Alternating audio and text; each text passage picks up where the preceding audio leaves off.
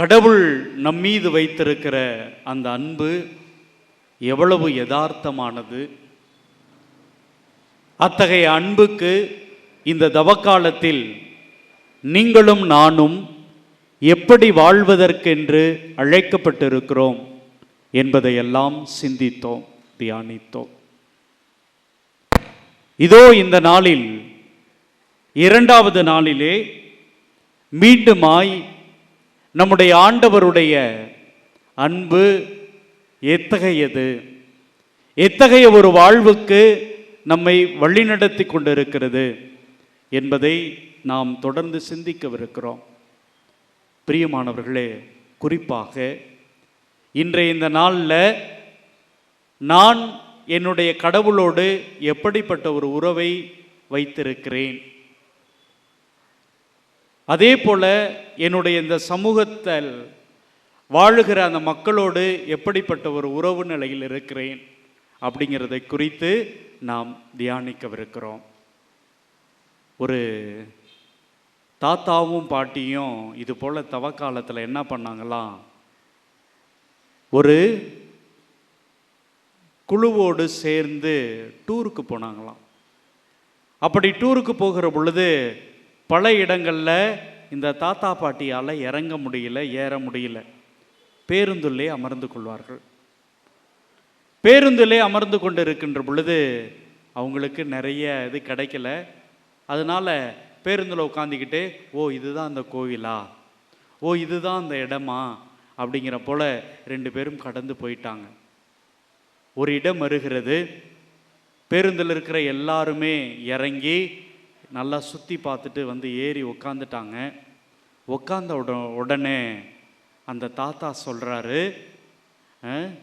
எனக்கு குடிக்க தண்ணி வேணும் அப்படிங்கிறாரு. பாட்டி தான் வைத்திருக்கிற அந்த பையில் திறந்து பார்க்குறாங்க, தண்ணி இல்லை, தீந்துருச்சு. உடனே பேருந்தில் ஏறிக்கொண்டு இருக்கிறவர்கள் எல்லாம் கொடுத்து, எப்பா நாங்கள் ஒரு பைப் இருக்கு பாரு, எனக்கு கொஞ்சம் குடிக்க தண்ணி பிடிச்சி கூடேன் அப்படின்னு சொல்லி கேட்குறாங்க. உடனே எல்லாம் சொல்கிறாங்க, ஏ கிழவி, அதுக்கு தான் உன்ட்ட அப்போவே சொன்னேன், நீ எல்லாம் வராத, பேசாமல் வீட்டிலையே இருந்துக்கன்ட்டு. நீங்கள் வந்தது போதும், பங்குசாமியார் என்னன்னா சீக்கிரம் வாங்க சீக்கிரம் வாங்கன்னு எங்களை கூப்பிட்டுக்கிட்டே இருக்கிறாரு. ஒரு இடத்துக்கு போக முடியல, வர முடியல, இதில் உங்களுக்கு தண்ணி கேடா, போ அப்படின்ட்டு எல்லாம் போயிட்டே இருக்கிறாங்க. அன்பார்ந்தவர்களே, அப்படி இருக்கிற பொழுது இந்த பாட்டி என்ன பண்ணுறாங்க, நீ உக்காந்துரியா, இவங்கள்ட்ட ஏன் கெஞ்சிக்கிட்டு, நம்மளால் நடக்க முடியாதா என்ன, கொஞ்சம் லேட் ஆகும் அவ்வளோதானே அப்படின்ட்டு இந்த பாட்டி ஓடி போயிட்டு அந்த வாட்டர் கேனில் திறந்து விட்டு தண்ணி பிடிச்சிட்டு ஏறி வந்து பேருந்தில் உட்காடுறாங்க. எல்லாரும் திட்டுறாங்க, ஒன்றால் வெயிட் பண்ணிகிட்டு இருக்கோம் பார், டிரைவர் சார் பஸ் எடுங்க அப்படிங்கிறாங்க.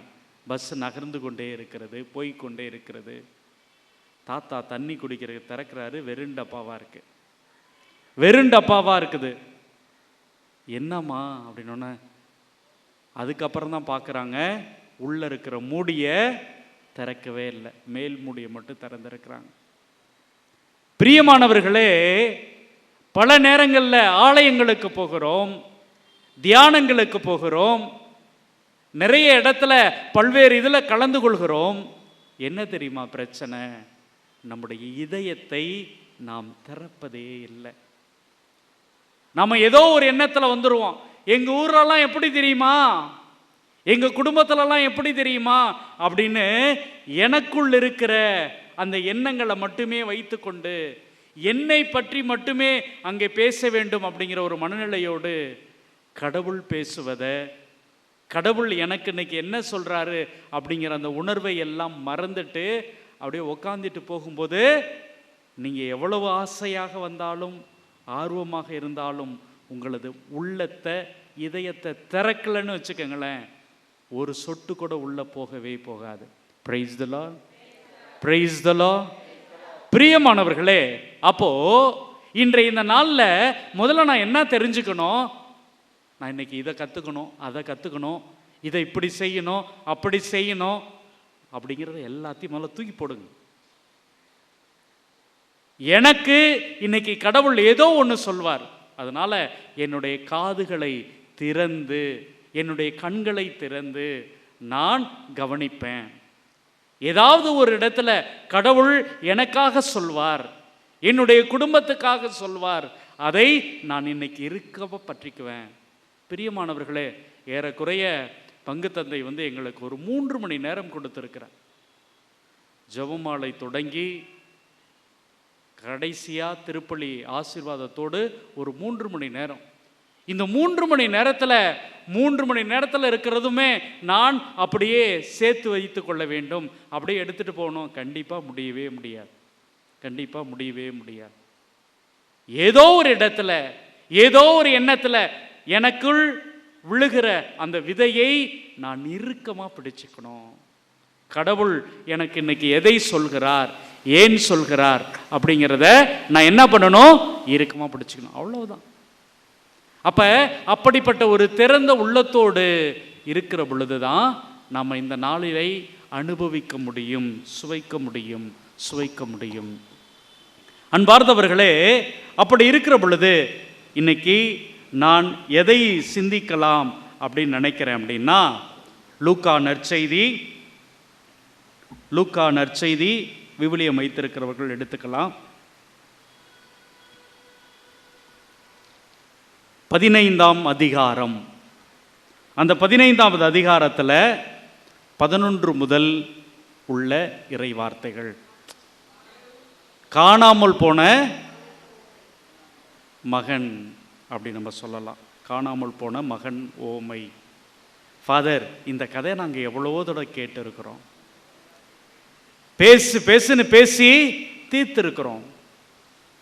பிரியமானவர்களே, ஒருவேளை தெரியல, நீங்களாம் நிறைய பைபிள் வாசிக்கிறீங்க, பைபிள் படிப்போம்.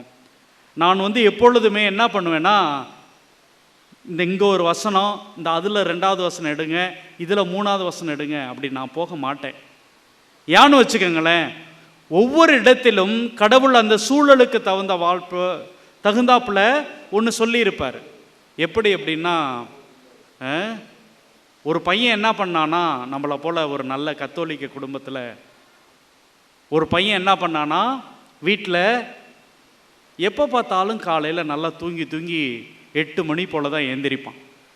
அன்பார்ந்தவர்களே, கொரோனா காலத்திற்கு பிறகு பார்த்தோம் அப்படின்னம்னா எல்லா வீட்லேயுமே லேட்டாக எழுந்திரிக்கிற பழக்கம் அதிகமாகவே இருக்குது. அந்த பையன் அதிகமாக உறங்கிட்டு இருப்பானா. அவங்க அம்மா என்னென்னமோ சொல்லி எழுப்பி பார்க்குறாங்க, எழுந்திரிக்கவே இல்லை.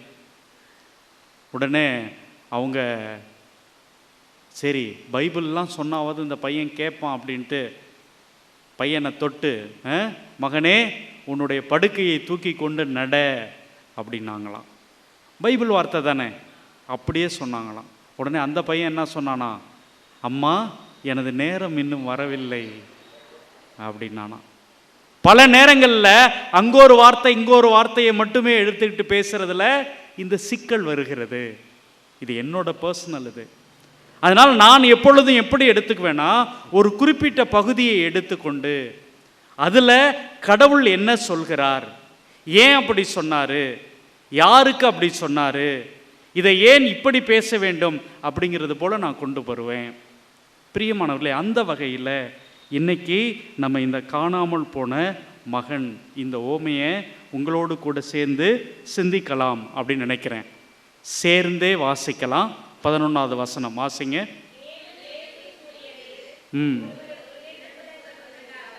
ஒருவருக்கு 2 புதல்வர்கள் இருந்தார்கள்.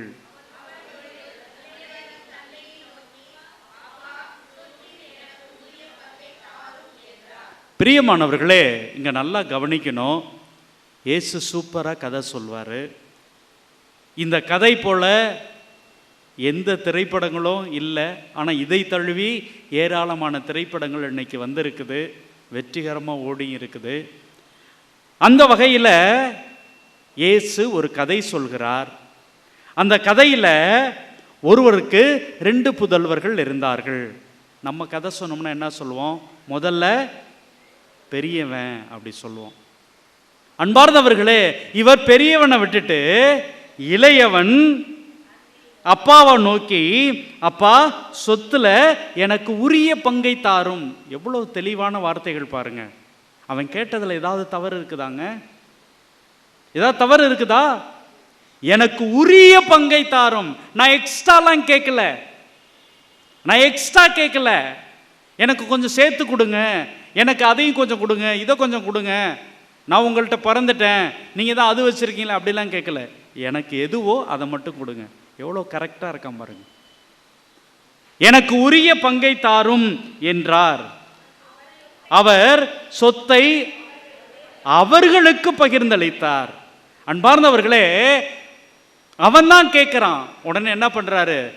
நீ பிரிக்கணும்னு வந்துட்ட. உடனே பெரிய மகனை இங்கே வாப்பா, இந்தா இது உன்னுடைய சொத்து, இது உன்னுடைய சொத்து. பெரியவன் இதுவரையிலும் வந்தானா வரலையான்னு கூட பேசப்படவே இல்லை. ஆனால் சின்னவன் என்ன பண்ணுறான்? இளையவன் தன்னுடைய இளைய மகன் எல்லாவற்றையும் திரட்டி கொண்டு தொலைநாட்டிற்கு பயணம் மேற்கொண்டான்.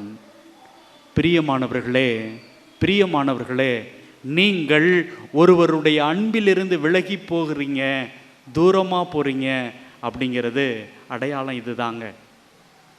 இன்னைக்கு நான் பார்க்கிறேன் ஏராளமான மக்கள் ஃபாதர், இப்பெல்லாம் நான் எங்கள் பங்கு கோயிலுக்கெல்லாம் போகிறதே இல்லை ஃபாதர். என்ன ஃபாதர்? ஒன்றுமே இல்லை ஃபாதர்.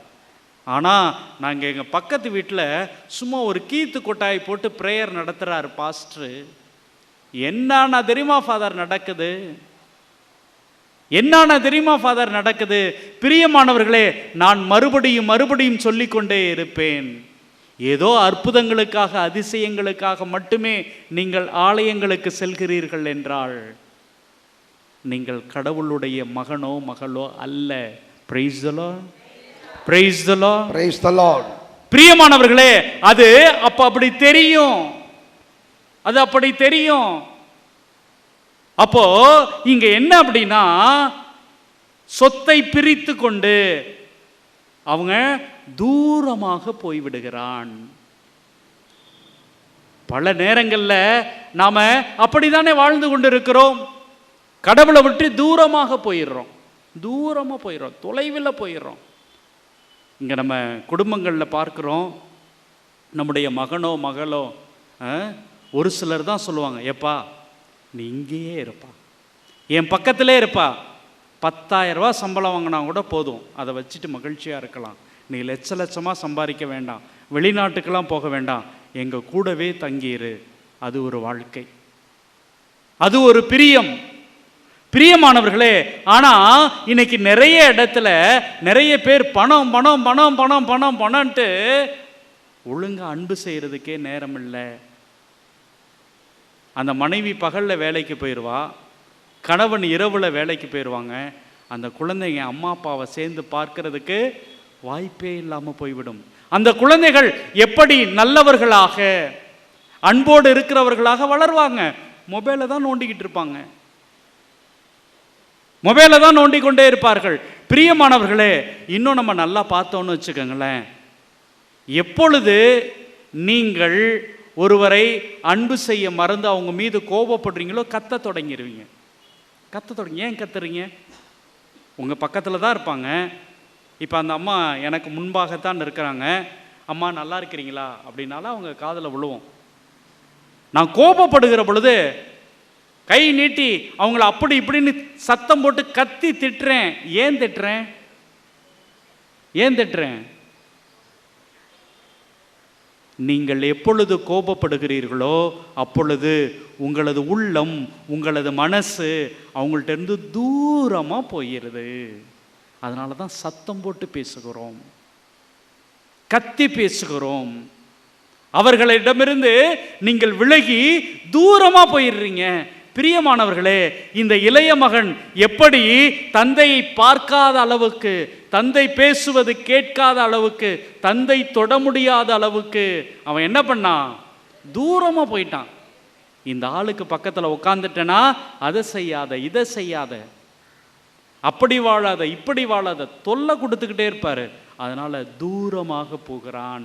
அவருடைய கண்களில் இருந்து மறைந்தவனாய், அவர் கேட்கிற தூரத்தில் இல்லாதவனாய் அவன் தூரமாக போய்விடுகிறான். அதே நேரத்தில் பக்கத்தில் இருக்கும்போது நீங்கள் எப்படிங்க பேசுவீங்க? நல்ல அன்பாக இருக்கும் பொழுது வார்த்தைகள் தேவையில்லை, கண்கள் போதும், கண்கள் போதும். இன்றைக்கும் எங்கள் வீட்டில் பார்த்தீங்கன்னு வச்சுக்கோங்களேன், எங்கள் அப்பா உட்காந்து தான் இருப்பார், எங்கள் அம்மா போயிட்டு தண்ணி கொண்டு வந்து கொடுப்பாங்க. கேட்டிருக்கவே மாட்டார். நாங்களாம் ஆச்சரியப்பட்டு சொல்லுவோம், இல்லைப்பா எனக்கு தெரியும், அவர் இப்பொழுது தண்ணி தான் கேட்பார் என்பது எனக்கு தெரியும். பிரியமானவர்களே, ஒரு ரயிலில் வேகமாக பயணம் செய்து கொண்டிருக்கிற ஒரு ரயில் ஒரு இடத்துல வந்து நிற்கிறது. நான் உட்கார்ந்துருக்கிறேன். உடனே மறுபடியும் அந்த ஸ்டேஷன்லேருந்து புறப்பட தொடங்குகிற பொழுது ஒரு கணவன், அந்த மனைவி, ஒரு குழந்தை கையில் பையோடு ஓடி வந்து ட்ரெயினில் ஏறுறாங்க. ஓடி வந்து ஏறின உடனே ஏதோ கொஞ்சம் நம்மளும் உதவி செய்து அவங்கள உட்கார்ந்தோம்.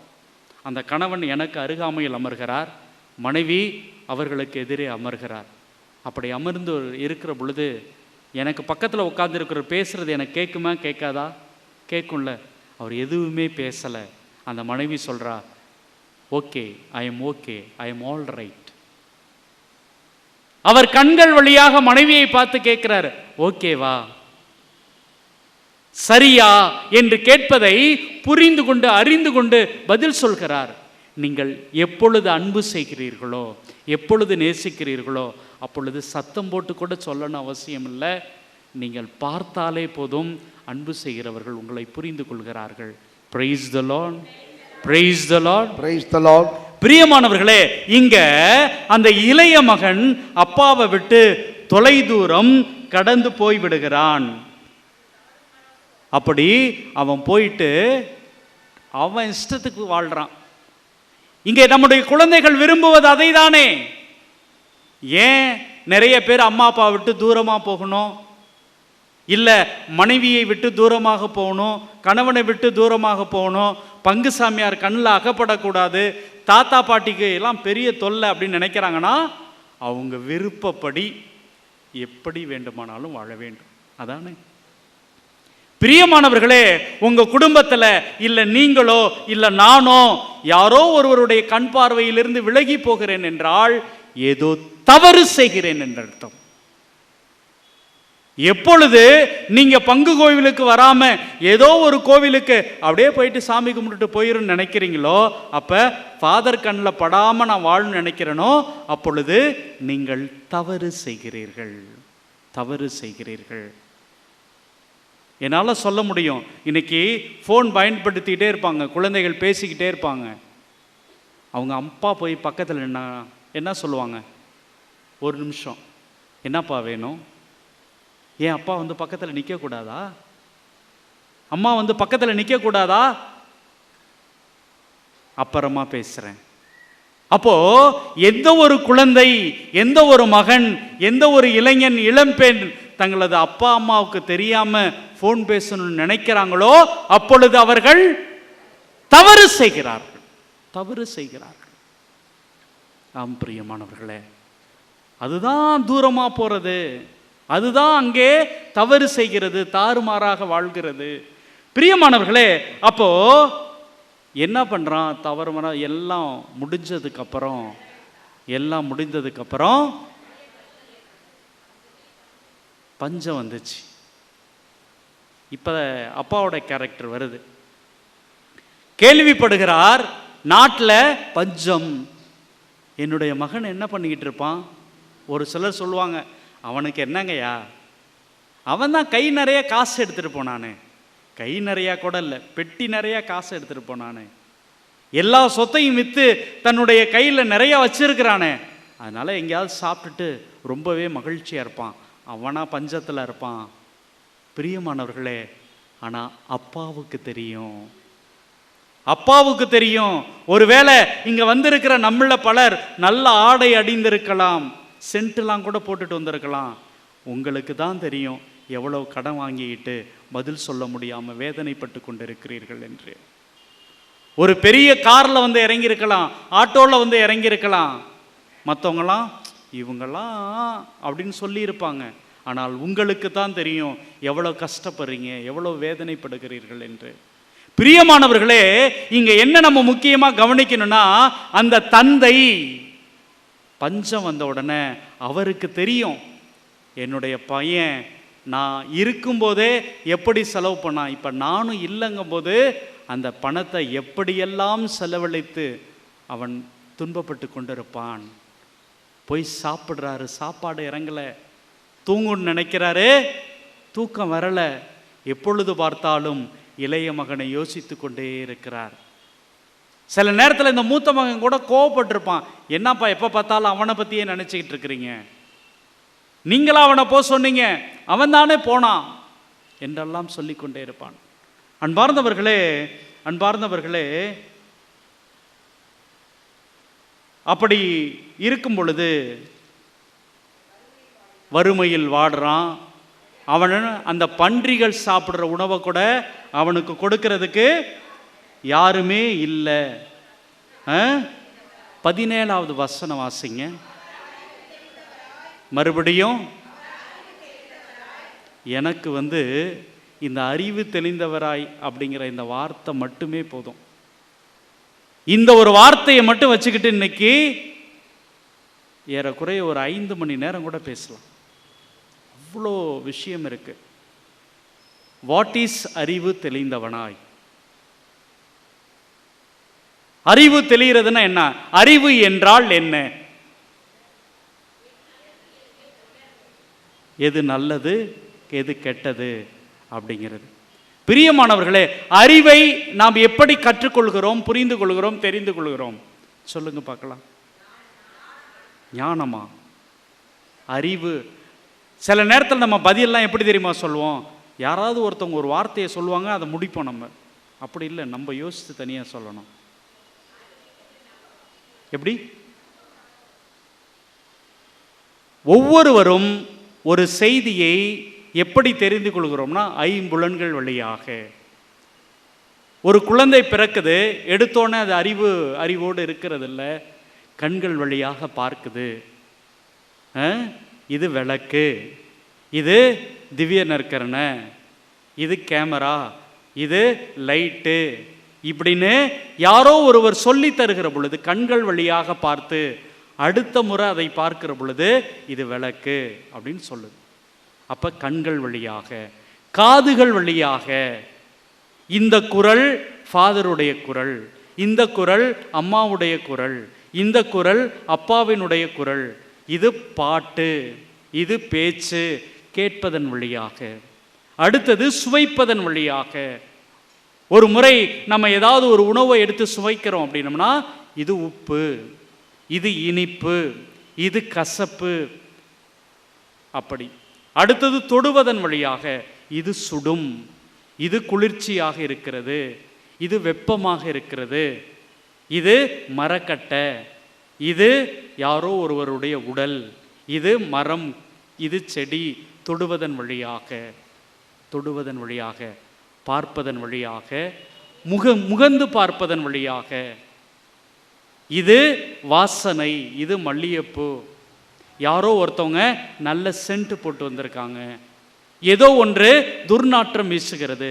அப்போ ஒவ்வொருவரும் இந்த ஐம்புலன்கள் வழியாக ஏதோ ஒன்றை ஒவ்வொரு நாளும் கற்றுக்கொண்டே, அறிந்து கொண்டே, தெரிந்து கொண்டே இருக்கிறோம். அன்பார்ந்தவர்களே, தெரிஞ்சுக்கிறதெல்லாம் ஓகேங்க. எப்பொழுது நீங்கள் கடந்த காலத்தை எதிர்காலத்தோடு, நிகழ்காலத்தோடு ஒப்பிட்டு புரிந்து கொள்கிறீர்களோ, தெரிந்து கொள்கிறீர்களோ, அதுதாங்க அறிவு. என்ன ஃபாதர் குழப்புறீங்க? ஒன்றுமே இல்லை. எப்பயோ பார்த்துருப்போம் ப்ளூ கலர் அப்படின்னா. ப்ளூ கலர் என்னைக்கோ யாரோ பார்த்து இதுக்கு பேர் ப்ளூ கலர்னு ஒருவேளை பள்ளிக்கூடத்திலேயோ நம்ம வீட்டிலேயே சொல்லி கொடுத்துருப்பாங்க. மறுபடியும் அதை இதுதான் ப்ளூ கலர் அப்படின்னு நீங்கள் சொல்கிறீங்க அப்படின்னா அறிவு இருக்குது அப்படின்னு நினைப்போம். நாம் நடந்து போகிற பொழுது ஒரு பள்ளம் இருக்கிறது, தடுமாறி விழுந்துட்டோம்னா உடனே என்ன சொல்லுவோம்? அறிவு இருக்கா? கேட்குறோம்ல. காரணம் என்ன அப்படின்னா, யார் ஒருவரால் தங்களது வாழ்க்கையில தங்களுக்கு முன்பு கற்றதை, அறிந்ததை, தெரிந்து கொண்டதை இப்பொழுதும் ஒப்பிட்டு பார்க்கிறார்களோ, சேர்த்து பார்க்கிறார்களோ, அவங்க தாங்க அறிவு இருக்கிறதுன்னு அர்த்தம். யாரால அப்படி சேர்த்து பார்க்க முடியவில்லையோ அவங்களுக்கு அறிவில்லாதவர்கள்.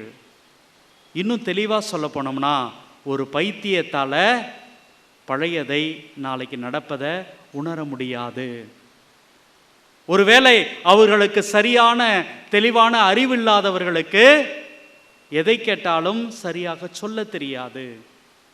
அப்போ அறிவு என்பது என்ன அப்படின்னா, நான் வாழ்க்கையில கற்றுக்கொண்டதை வைத்துக்கொண்டு என்னுடைய வாழ்க்கையை இப்பொழுது நடப்பதை சரியா புரிந்து கொண்டு தெளிவோடு நடக்கணும். அன்பார்ந்தவர்களே, இங்க எல்லாருமே நம்ம சொல்றோம், நான் எவ்வளவு அறிவாளி தெரியுமா, நான் என்ன படிச்சிருக்கிறேன் தெரியுமா. சரி, அதை வைத்துக்கொண்டு உன்னுடைய வாழ்க்கையை நீ எந்த அளவுக்கு மாற்றி வைத்திருக்கிற? நாங்கள் குருமடத்தில் படிக்கும்போது எங்களுக்குள்ள ஒரு பெரிய தேடல் இருக்கும். அந்த தேடல் என்ன அப்படின்னா, எங்கேயாவது யாராவது பிரசங்கம் வைக்கிறாங்க, இல்லை ஏதாவது ஒரு நல்ல செய்தி சொல்கிறாங்க அப்படின்னா என்ன பண்ணுவோம், அதை எழுதி வச்சுக்குவோம். எதுக்காக? நாளைக்கு பிரசங்கம் வைக்கணும், அவ்வளவுதான். அது எனக்கு என்ன சொல்லுது, நான் என்னுடைய வாழ்க்கைக்கு எப்படி எடுத்துக்கொள்ளணும் அப்படிங்கிறத விட அதை ஒரு அறிவா மட்டுமே பார்ப்பது அல்ல. இது எனக்கு என்ன சொல்லுது, என்னுடைய வாழ்க்கைக்கு அது என்ன சொல்லி தருது அப்படின்னு உணர்ந்து பார்க்கணும். பிரியமானவர்களே, இந்த அறிவு தெளிந்தவனாய் அப்படிங்கிறதுக்கான அர்த்தம் அதுதாங்க. அவன் அப்பா இல்லாம இருந்தாதான் என்னுடைய வாழ்க்கை நல்லா இருக்கும் என்று எண்ணிக்கொண்டிருந்தான். அப்பா கிட்ட இருக்கிற அந்த சொத்தெல்லாம் பிரிச்சு வாங்கிட்டு வந்தா என்னுடைய வாழ்க்கை மகிழ்ச்சியாக இருக்கும் என்று எண்ணிக்கொண்டிருந்தான். அண்ணனோடு சேர்ந்து வயலுக்கு போகாம நண்பர்களோடு குடிச்சிட்டு கும்மாளம் அடிப்பதுதான் வாழ்க்கை நல்லது என்று நம்பிக்கொண்டிருந்தான். அதெல்லாம் பொய் என்று அவன் எப்பொழுது அவனுடைய அறிவில் பட்டுச்சோ, அவனுடைய எண்ணத்தில் விழுந்துச்சோ, அதுக்கு பேர் தான் என்னது, அறிவு தெளிந்தவனாய். அறிவு தெளிந்தவனாய். பிரியமானவர்களே, இன்னைக்கு இந்த 2வது நாள் இந்த தியான அமர்வில் உட்கார்ந்து இருக்கிற பொழுது, ஒருவேளை நம்முடைய வாழ்க்கையில எந்த விதமான அறிவும் இல்லாமல் இருக்கிறோம், ஏதோ போனோம் உட்கார்ந்தோம் கடந்து போறோம் அப்படின்னா, இப்பொழுது கூட என்னுடைய அறிவில் எதுவுமே விழவில்லை அப்படின்னா, அது அர்த்தமில்லாத ஒரு நிகழ்வு. இது ஒரு நிகழ்வு. அப்ப இன்னைக்கு நான் உட்கார்ந்து யோசிச்சு பார்க்கணும், கடவுளுக்கும் எனக்கும் இடையான அந்த உறவு எப்படி இருந்தது, எனக்கும் என் குடும்பத்தில் இருக்கிற என்னுடைய கணவனுக்கும் மனைவிக்கும் என்னுடைய குழந்தைகளுக்கும் என்னுடைய பக்கத்து வீட்டில் இருக்கிறவங்களுக்கும் என்னுடைய சகோதர சகோதரிகளுக்கும் இடையான அந்த உறவு எப்படி இருந்தது அப்படிங்கிறத யோசித்து பார்க்கணும். பிரியமானவர்களே, அப்படி அவன் யோசிச்சு பார்த்து அறிவு தெளிந்தவனாய் ஒரு முடிவுக்கு வரான். நம்ம முடிவுக்கு வரலங்கிறது அடுத்த பிரச்சனை. இங்க இந்த கதாநாயகன் என்ன ஒரு முடிவுக்கு வரான் அப்படிங்கிறத பார்த்தோம்னா, என் தந்தையின் கூலியாட்களுள் என் தந்தையின் கூலியாட்களுள் 17 மிகுதியான உணவு இருக்க. பிரியமானவர்களே, எப்போ தெரியுங்களாங்க உங்களுக்கு பிரச்சனை வரும், எப்போ தெரியுங்களாங்க உங்கள் அறிவு உங்களுக்கு சொல்லித்தரும், நீங்கள் பசியோடு இருக்கும்போது தான். உலகத்தில் ஒவ்வொரு மனுஷனுக்கும் முதல் தேவை பசி தாங்க. எதேதோ சொல்லிக்கிட்டு இருக்கலாம். எந்த ஒரு மனிதரும் எனக்கு 100 புடவை இருக்குது அப்படின்னா, 100 புடவை இருக்குது, இன்னும் ஒரு புடவை வாங்கினா 101 அப்படி ஆசைப்படுவோம். 50 பவுன் இருக்குது, இன்னும் ஒரு பவுன் வாங்கினா 51. ஆசை இருந்து கொண்டே இருக்கும், வளர்ந்து கொண்டே இருக்கும்.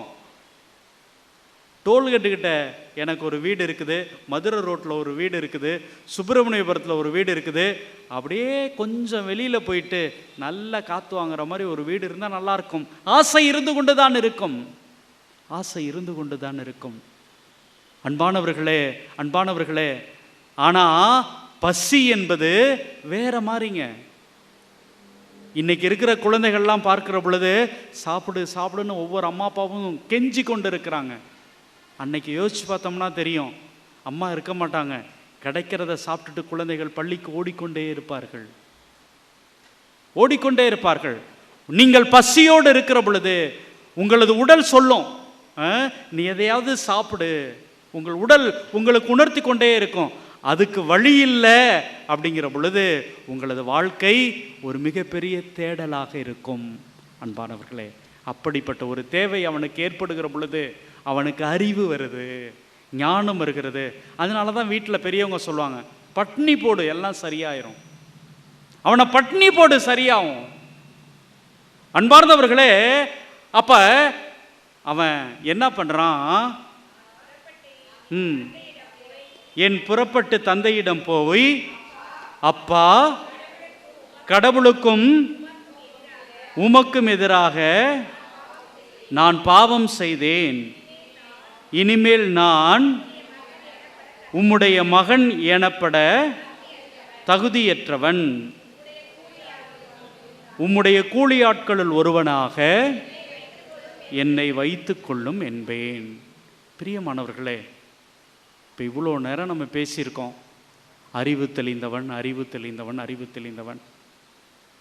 நமக்கு தெரிஞ்சு நீங்கள் யோசித்து பார்த்தீங்கன்னா, இந்த கடவுளை விட்டு எவ்வளவு நாள் தூரம் போனீங்க அப்படின்னு உங்களுக்கு ஞாபகம் வருதா? கடவுளுடைய அன்பிலிருந்து எவ்வளவு ஒரு கடமைக்காக வாழ்ந்தோம் அப்படிங்கிற ஒரு உணர்வு வருதா? இந்த மகனோடு கூட நாமளும் சேர்ந்து யோசிச்சு பார்ப்போம். பிரியமானவர்களே, ஒருவேளை இங்க உட்கார்ந்து இருக்கிற ஒரு சிலர் நம்மள என்னடா பெரிய இது, ஏதோ பங்கு சாமியார் வந்து கூப்பிட்டாருன்னு இவர் வந்து உட்காந்து ஆத்துன்னு ஆத்திக்கிட்டு இருக்கிறாரு. நாங்களும் வீட்டில் வேற வழி இல்லாமல் எங்கள் அம்மா வர சொல்லிட்டாங்க, அப்பா வர சொல்லிட்டாங்கன்னு வந்து இங்கே உட்காந்துட்டு ஏதோ பேசி கொண்டு இருக்கிறேன். பிரியமானவர்களே, பிரியமானவர்களே, நல்லா நினைத்து கொள்ளுங்கள், நான் எப்படி இந்த உலகத்தில் வாழ்ந்து கொண்டு இருக்கிறேனோ அதற்கேற்ப எனக்கு கைமாறு அளிக்கப்படும், எனக்கு கைமாறு வழங்கப்படும். நிறைய நேரத்தில் அதை நான் மறந்துடுறேன். இந்த உலகத்தில் நீங்களும் நானும் நினைத்து கொண்டிருப்பது போல நான் சேர்த்து வைக்கிற காசு எப்பவுமே எனக்கு உதவி செய்ய முடியாது.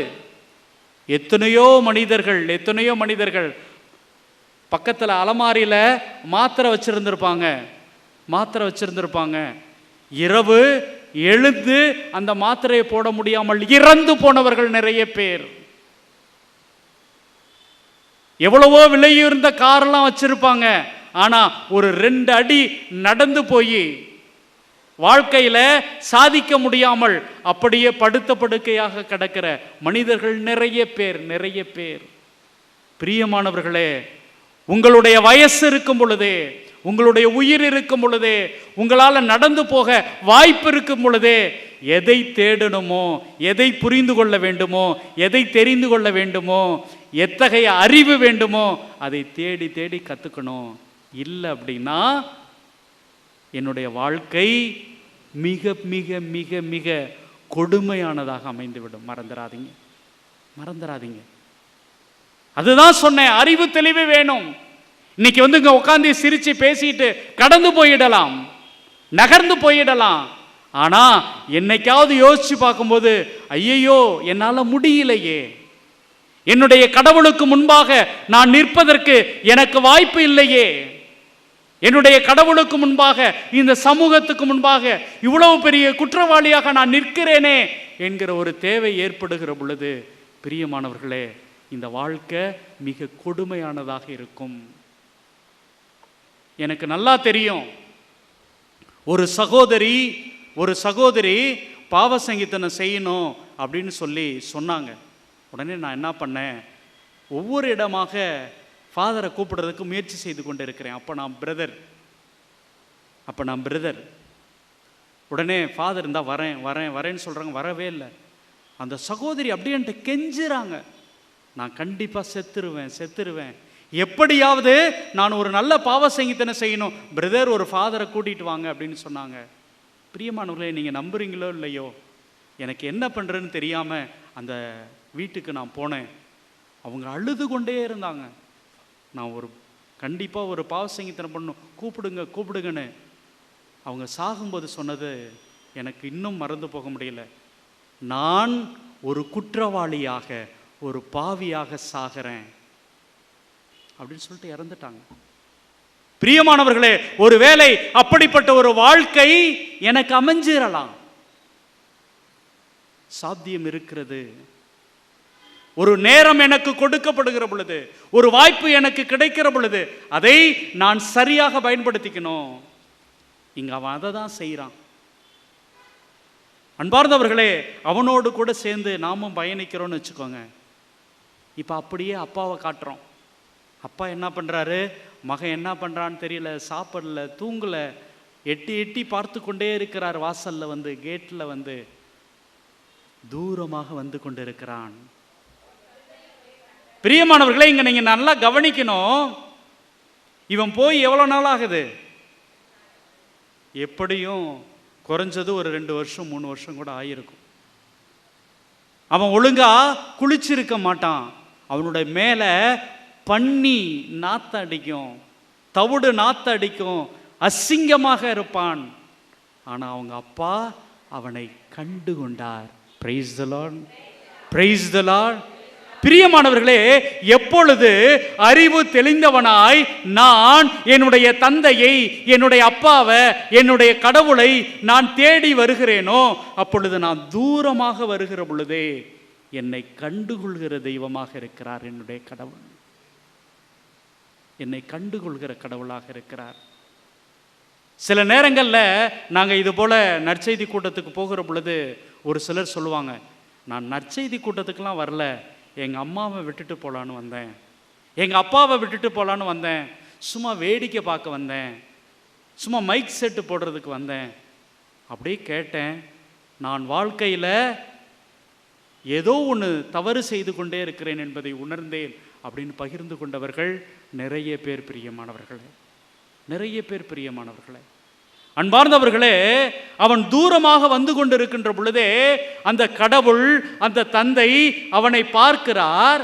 பார்த்துட்டு அவனை ஓடுறாரு. அங்க பார்த்தோம்னா அவனை கண்டார். பிரியமானவர்களே, நம்மளுடைய கடவுள்கிட்ட இதாங்க ஸ்பெஷாலிட்டி. அவர் காண்கிற கடவுள். நீங்களும் நானும் துன்பப்படுகிற பொழுது, நீங்களும் நானும் வேதனைப்பட்டு கொண்டு இருக்கின்ற பொழுது அவர் அது அப்படியே காணாம எனக்கு என்னான்னு போகிறவர் அல்ல. எகிப்தில் என் மக்கள் படுகிற துன்பத்தை என் கண்களால் கண்டேன், என் கண்களால் கண்டேன். அதான் முக்கியம். அவர் கடவுள். இவ்வளவு பேர் இருக்கிறாங்க, என்னுடைய கண்ணீரை பார்ப்பாரா, என்னுடைய கவலையை பார்ப்பாரா என்பதை எல்லாம் கடந்து அவர் என்னை காண்கிறவராக இருக்கிறார். இந்த தந்தை பார்க்கிறார். அடுத்தது ஓடி வருகிறார். அவர் யாரையோ கூப்பிட்டு, வேலையாட்களை கூப்பிட்டு, அங்க வரது என் பையன் இல்லை, அங்க வரது என்னோட சின்ன பையன் தானே அப்படிலாம் சொல்லல. இவர் ஓடுகிறார், இவரே ஓடுகிறார், இவரே தேடி அவனுக்கு பக்கத்துல போறாரு. அடுத்தது அவனை கட்டி தழுவி, நம்ம ஏற்கனவே சொன்னோம், அவன் மேல நாத்த அடிக்குது, அவன் மேல நாத்த அடிக்குது. அவன் கிழிந்து பழையதாகி பாழாகி போன ஆடையை போட்டிருக்கிறான். எதை பற்றியும் கவலைப்படல. நம்ம சொல்லுவோம், டேய் என்ன குளிச்சியா, ஓரமா உட்காரு, கொஞ்சம் தள்ளி நின்று பேசு, இப்படிலாம் நம்ம சொல்லுவோம். ஆனால் கடவுள் அப்படி அல்ல, அப்படி அல்ல. அவனை கட்டி தழுவி முத்தமிட்டார். அவனை கண்டு பரிவு கொண்டு, அந்த பரிவு கொண்டு என்னது, என் சொத்தெல்லாம் அப்படி வீணாக்கிட்டியே, கோபப்படலை, ஆதங்கப்படலை, அவனை திட்டலை, அவன் மீது பரிவு கொள்கிற கடவுளாக இருக்கிறார். அடுத்தது அவனை கண்டு பரிவு கொண்டு ஓடி போய் கட்டி தழுவி முத்தமிட்டார். இப்படிப்பட்ட கடவுள் நம்முடைய கடவுள். அன்பார்ந்தவர்களே, அதுக்கப்புறம் ஒரு அற்புதமான இது வருங்க, வாசிங்க. அவரும் அவரிடம், அப்பா பாவம் செய்தேன், இனி நான் உம்முடைய மகன் எனப்பட தகுதியற்றவன். ஆனால் அதுக்கு முன்னாடி அவன் என்னங்க நினைச்சு சொல்லி பார்த்துக்கிட்டு இருந்தான்? அதுக்கு முன்னாடி அவன் இன்னொன்று சொல்லுவான், நான் உங்களுடைய மகன் என எண்ணப்பட தகுதியற்றவன் அப்படின்னு சொல்லுவான். இங்க சொல்ல விட்டாரா? இல்லை. பிரியமானவர்களே, கடவுளுக்கு முன்பாக நீங்க என்னென்னமோ கற்பனை பண்ணாலும் அவருடைய இரக்கம், அன்பு வேற லெவல்ல இருக்கும். வேற லெவல்ல இருக்கும். எப்படிப்பட்ட அன்பு! பிரியமானவர்களே, நான் தவறு செய்கிறவன், நான் பாவம் செய்கிறவன். ஆனா என்னுடைய கடவுள் வேறு வகையான கடவுள். எனக்கு தெரிந்த ஒரு குடும்பம், அந்த குடும்பத்தில் அந்த ஒரே மகளை எல்லோரும் ஆசை ஆசையாக வளர்த்தார்கள். அவளுக்கு தேவையானதை எல்லாரும், அவங்க அண்ணனாக இருக்கட்டும், தந்தையாக இருக்கட்டும், தாயாக இருக்கட்டும், எல்லாமே செஞ்சு கொடுத்தாங்க. கல்லூரிக்கு போயிருந்த அந்த சகோதரி வீட்டுக்கு வரலை. 8 ஆயிடுச்சு, 9 ஆயிடுச்சு, இரவு 10 மணி ஆகிவிட்டது, 12 மணி ஆகிவிட்டது. எங்கே எங்கே எங்கே என்று தேடிக்கொண்டிருக்கிற பொழுது ஒரு செய்தி வந்தது. அவள் யாரோ ஒருவனை விரும்பியிருக்கிறா. விரும்பிய அந்த இளைஞனை திருமணம் செய்து கொடுக்க மாட்டாங்க அப்படின்னு தெரிந்து கொண்டு அவனோடு அவள் ஓடிட்டா. இந்த செய்தியை கேள்விப்பட்ட உடனே அப்பா, அண்ணன் எல்லாருமே அவள் இனிமே இந்த வீட்டுக்குள்ள நுழையவே கூடாது, பயங்கர கோபமாக இருக்கிறார்கள். அடுத்த நாள் போலீஸ் ஸ்டேஷன்லேருந்து ஃபோன் வருது. ஃபோன் வந்தோடனே இவங்க போகிறாங்க. போலீஸ் ஸ்டேஷனில் அந்த மகளும் அந்த இளைஞனும் அவர்கள் குடும்பத்தாரும் வந்து நிற்கிறாங்க. உடனே இந்த அம்மா போய் கெஞ்சுறாங்க, பரவாயில்லம்மா, நீ வீட்டுக்கு இப்போ கூட வந்துரு, நாங்கள் உன்னை சேர்த்து கொண்டு வாழ்கிறோம் அப்படின்னு சொல்கிறாங்க. அவள் இல்லை, நான் இவர் கூட தான் போவேன் அப்படின்னு சொல்லிட்டு போலீஸ் ஸ்டேஷன்லே இவருக்கும் எனக்கும் தொடர்பு கிடையாது அப்படின்னு சொல்லி எழுதிட்டு போயிடுறாங்க.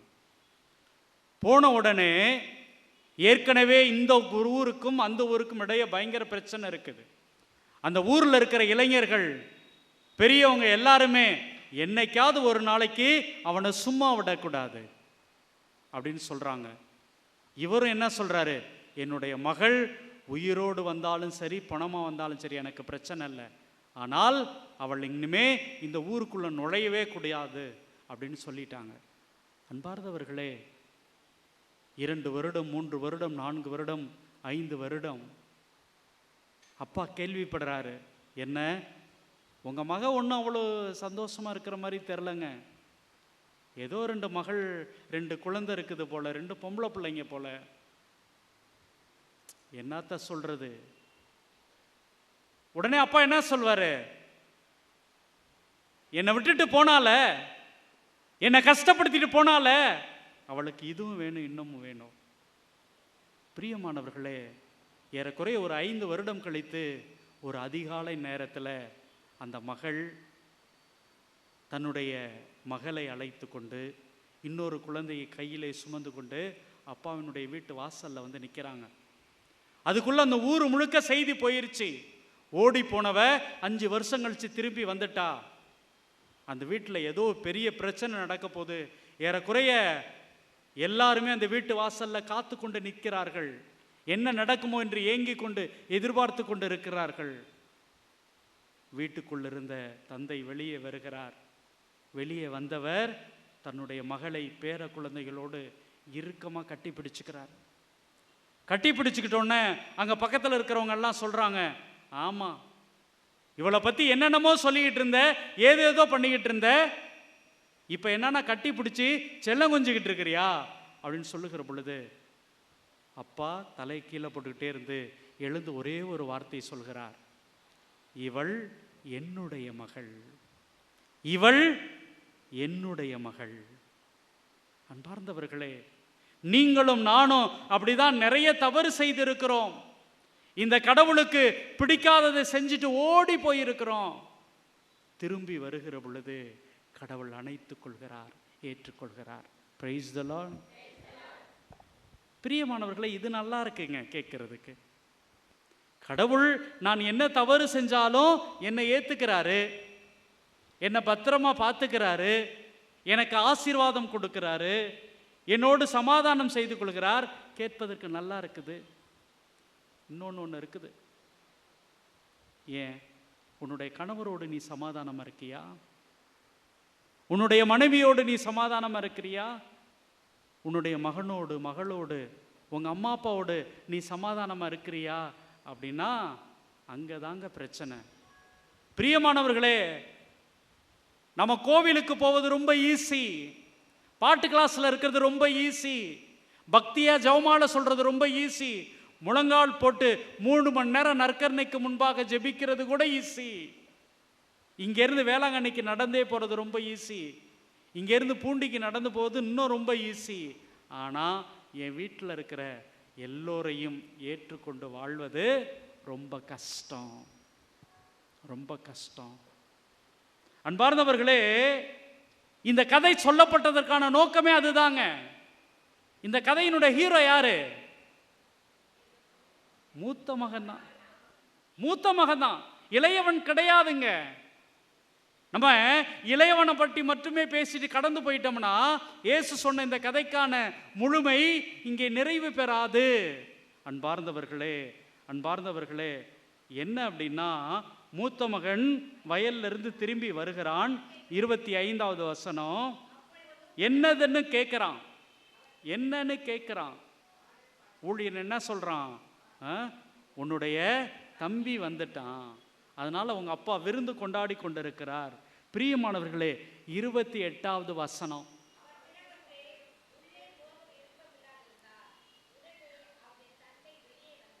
அவருடைய தந்தை வெளியே வந்து அவரை உள்ளே வருமாறு. பிரியமானவர்களே, இன்னைக்கு இங்க வந்திருக்கிற உங்கள் ஒவ்வொருவரையும் பார்த்து கடவுள் கெஞ்சி கேட்கிறார். உன்னுடைய கணவனோடு சமாதானமா இருக்கிறியா? உன்னுடைய மனைவியோடு சமாதானமா இருக்கிறியா? உன்னுடைய சகோதரியோடு சகோதரனோடு சமாதானமா இருக்கிறியா? உன்னுடைய பிள்ளைகளோடு சமாதானமா இருக்கிறியா? எத்தனை பேரால நேர்மையா பதில் சொல்ல முடியும்? கடவுளுக்காக என்னன்னாலும் செய்ய முடிஞ்ச நம்மளால, நான் இந்த சமூகத்தில் எப்படி ஃபாதர் மன்னிக்கிறது? எப்படி ஃபாதர் நான் ஏற்றுக்கொள்வது? பிரியமானவர்களே, நான் கேட்கவில்லை. கடவுள் உங்களுக்கு முன்பாக வந்து கெஞ்சி கேட்கிறார். எழுந்து நிற்போம். மன்னிப்புக்கு கேட்பது என்பது, மன்னிக்க சொல்வது என்பது, மன்னிப்பு கொடுப்பது என்பது ஒரு வரம். பிரியமானவர்களே, கண்களை மூடுங்க. வாழ்க்கையில யாரை மன்னிக்க முடியலையோ, யாரை ஏற்றுக்கொள்ள முடியாம கஷ்டப்படுறீங்களோ, யாருடைய அன்புக்கு ஏங்கி உங்களை அவர்கள் உதாசீனப்படுத்தி கொண்டே இருக்கிறார்களோ, அவங்கள நினைச்சு பாருங்க. கண்களை மூடுங்க. ஆண்டவரே, அந்த மன்னிக்கிற வரத்தை, அந்த சுகத்தை எனக்கு தாரும் என்று சொல்லி ஒப்பு கொடுப்போம். கண்களை மூடுவோம்.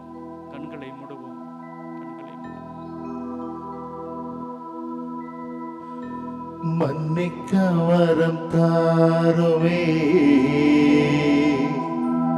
பிறரை மன்னிக்க வரம் தாருமே.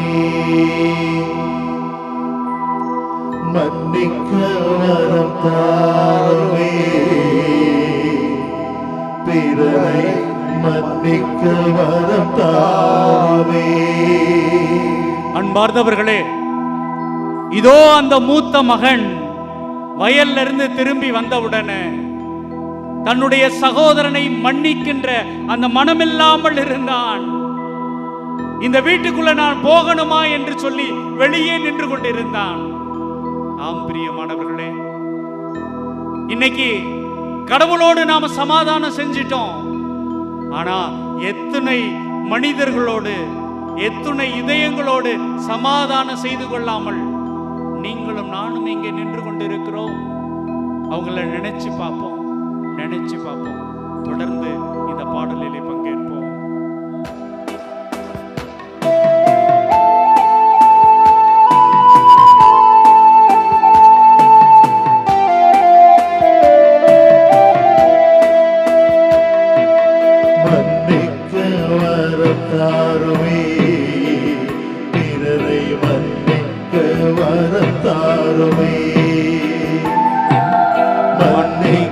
வரம் தாருமே பிறரை மன்னிக்க வரம் தாருமே நீர் என்னை மன்னித்தது போல இயேசுவே மன்னிக்க வரம் தாருமே பிறரை மன்னிக்க வரம் தாருமே நீர் என்னை மன்னித்தது போல பிறரை மன்னிக்க வரம் தாருமே பிறரை மன்னிக்க வரம் தாருமே ஆண்டவரே, என்னுடைய வாழ்க்கையில அவர்கள் எவ்வளவு கஷ்டத்தை கொடுத்தாங்க என்பது உமக்கு தெரியும் ஆண்டவரே. என்னுடைய குழந்தைகளை வச்சுக்கிட்டு நடு ரோட்ல நின்ன ஆண்டவரே. ஆண்டவரே, என்னுடைய வாழ்க்கை இவ்வளவு வேதனையாக துன்பமாக இருப்பதற்கு அவங்க தான் ஆண்டவரே காரணம். எப்படி ஆண்டவரே மன்னிப்பேன்? எப்படி ஆண்டவரே நான் மறந்து போவேன்? ஆண்டவரே சொல்லுங்கப்பா, சொல்லுங்கப்பா. என்னை பகைத்தாரை மன்னிக்க வரம் தாருமே இயேசுவே, என்னை சபித்தோரை மன்னிக்க வரம் தாருமே இல்லாது பொல்லாது பேசினோரை மன்னிக்க வரம் தாருமே என்னை பகைத்தாரை ஆண்டவரே மன்னிக்க வரம் தாருமே வரம் தாங்கப்பா. என்னை சபித்தோரை இயேசுவே மன்னிக்க வரம் தாருமே இல்லாது பொல்லாது பேசினோரை மன்னிக்க வரம் தாருமே இல்லாது பொல்லாது பேசினோரை மன்னிக்க வரம் தாருமே ஆண்டவரே, என்னுடைய வாழ்க்கையில நான் ஜெயிச்சிருவேன் நினைச்சேன், எப்படியாவது முன்னேறுவேன்னு நினைச்சேன். ஆனா மொத்தமா ஒண்ணுமே இல்லாம என்னை சிதைத்தார்கள் ஆண்டவரே, சிதைத்தாங்கப்பா. இதோ வாழ்க்கையில எதுவுமே இல்லாம நான் ஒவ்வொரு நாளும் துன்பப்பட்டேன் ஆண்டவரே. உடல் நலம் சரியில்லாத என்னுடைய கணவனை, உடல் சுகமில்லாத என்னுடைய மனைவியை, குழந்தைகளை வச்சுக்கிட்டு இந்த வாழ்க்கையில நான் எவ்வளவு போராடினேன். எல்லாத்துக்கும் அவங்க தானே ஆண்டவரே காரணம், அவர்கள் தானே ஆண்டவரே காரணம். ஆண்டவரே, ஆண்டவரே மன்னிக்கிற வரம் தாங்கப்பா, அவர்களை அன்பு செய்கிற அந்த உள்ளம் தாங்கப்பா, தாங்கப்பா, தாங்கப்பா. என் வாழ்வை அழித்தவரை மன்னிக்க வரம் தாருமே என் பெயரை கெடுத்தவரை மன்னிக்க வரம் தாருமே மனதில் காயங்கள் தந்தவரை மன்னிக்க வரம் தாருமே இயேசுவே, காயங்கள் தந்தவரை ஆண்டவரே மன்னிக்க வரம் தாருமே என் வாழ்வை அழித்தவரை இயேசுவே மன்னிக்க வரம் தாருமே வரம் தாருமே என் பெயரை கெடுத்தவரை இயேசுவே மன்னிக்க வரம் தாருமே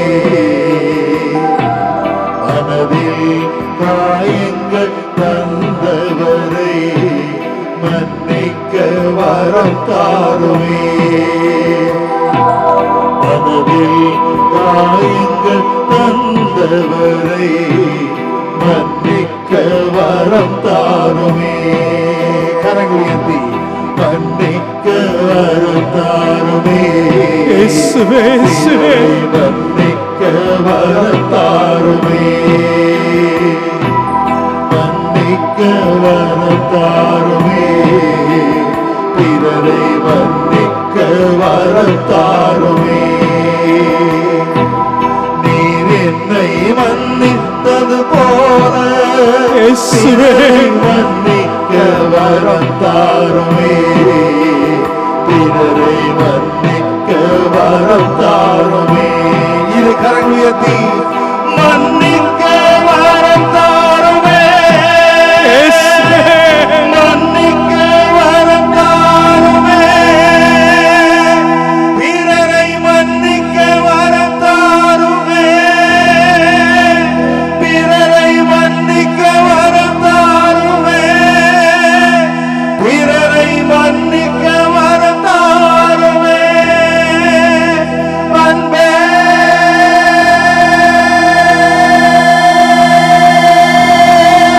கல்வாரி அன்பே மன்னிக்க வரத்தாருமே ஆண்டவரே ஆண்டவரே இயேசுவே இயேசுவே இயேசுவே இதோ உமக்கு முன்பாக இருக்கிற ஒவ்வொரு சகோதரனையும் சகோதரியும் இந்த நேரத்தில் ஒப்பு கொடுக்கிறோம் ஆண்டவரே. எங்களது கண்ணீரை ஒப்பு கொடுக்கிறோம் ஆண்டவரே. எங்களது கவலைகளை ஒப்பு கொடுக்கிறோம் ஆண்டவரே. ஆண்டவரே ஒரே ஒரு வார்த்தை சொல்லும் ஆண்டவரே, பேசும் ஆண்டவரே, மன்னிக்கிற அந்த வரத்தை எங்களுக்கு தாரும் ஆண்டவரே. இதோ இயேசு கிறிஸ்துவினுடைய அந்த கல்வாரி மலையிலிருந்து அந்த சிலுவையிலிருந்து வழிகிற ரத்தம் நம் ஒவ்வொருவரையும் தொடுகிறது. இயேசு கிறிஸ்து நம்மை தொடுகிறார். அந்த ரத்தத்தினால் நம்முடைய பாவங்களை நம்மிடமிருந்து கழுவுகிறார், நம்மை நனைக்கிறார். நன்றி ஆண்டவரே, எங்களை தொடுவதற்காக நன்றி.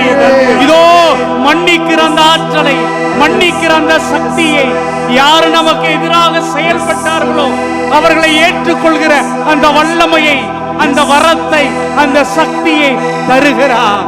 நன்றி ஆண்டவரே.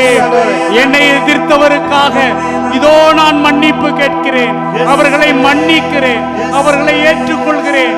என்னுடைய கணவனை ஏற்றுக்கொள்கிறேன், என்னுடைய மனைவியை ஏற்றுக்கொள்கிறேன், என்னுடைய மகளை ஏற்றுக்கொள்கிறேன், என்னுடைய மகனை ஏற்றுக்கொள்கிறேன், என்னுடைய பெற்றோர்களை ஏற்றுக்கொள்கிறேன். ஆண்டவரே நன்றி ஆண்டவரே.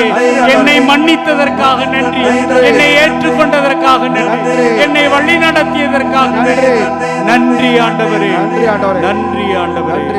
நன்றி ஆண்டவரே.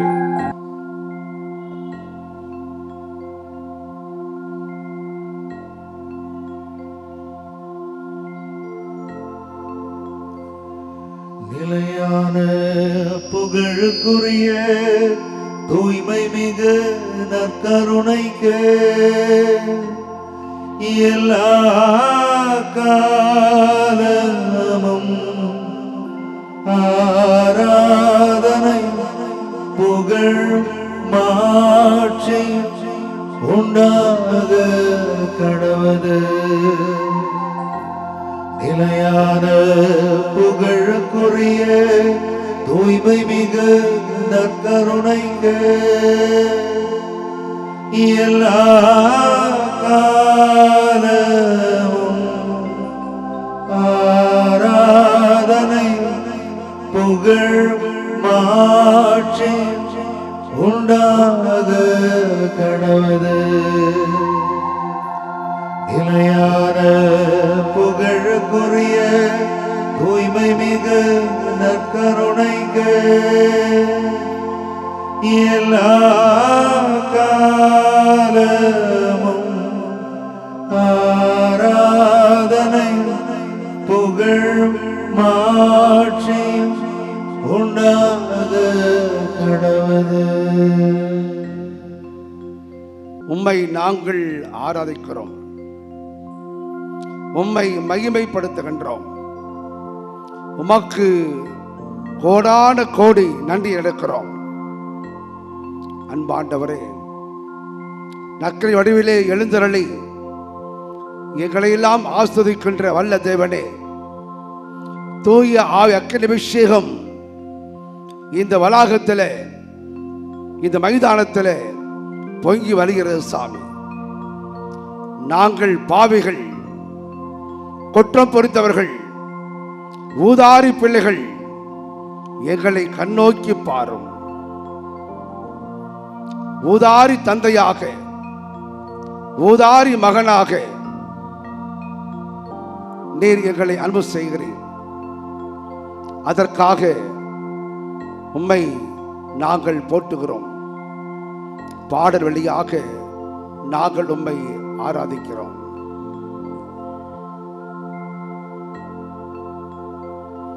மகிமை உமக்கன்றோ, மாட்சிமை உமக்கன்றோ, மகிமை உமக்கன்றோ, மாட்சிமை உமக்கன்றோ, துதியும் புகழும் தோத்திரமும் தோயவன் உமக்கன்றோ, துதியும் புகழும் தோத்திரமும் தோயவன் உமக்கன்றோ. ஆராதனை ஆராதனை ஆராதனை ஆராதனை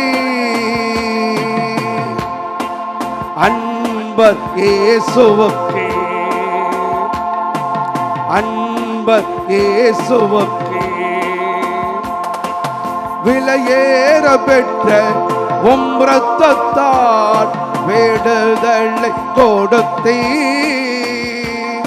ராஜாக்களாக லேவியராக உமக்கென தெரிந்து கொண்டே. விலையேற பெற்ற உம் இரத்தத்தால் விடுதலை கொடுத்தீ. ராஜாக்களாக லேவியராக உமக்கென திறந்து கொண்டே. ஆராதனை ஆராதனை ஆராதனை ஆராதனை அன்பர் இயேசுவுக்கே, அன்பர் இயேசுவுக்கே. வழிகாட்டும் தீபம் துணையாளரே, ஏற்றும் தெய்வமே. அன்பால் பலத்தால் அனல் மூட்டும் ஐயா அபிஷேக நாதரே. வழிகாட்டும் தீபம் துணையாளரே, ஏற்றும் தெய்வமே. அன்பால் பலத்தால் அனல் மூட்டும் ஐயா அபிஷேக நாதரே. ஆராதனை ஆராதனை ஆராதனை ஆராதனை அன்பர் இயேசுவுக்கே, அன்பர் இயேசுவுக்கே. மகிமை உமக்கன்றோ, மாட்சிமை உமக்கன்றோ, மகிமை உமக்கன்றோ, மாட்சிமை உமக்கன்றோ. துதியும் புகழும் ஸ்தோத்திரமும் தோயவன் உமக்கன்றோ, துதியும் புகழும் ஸ்தோத்திரமும் தோயவன் உமக்கன்றோ. ஆராதனை ஆராதனை ஆராதனை ஆராதனை அன்பர் இயேசுவுக்கே, அன்பர் இயேசுவுக்கே. மகிமை உமக்கன்றோ, மாட்சிமை உமக்கன்றோ, துதியும் புகழும் தோத்திரமும் தூயவன் உமக்கன்றோ,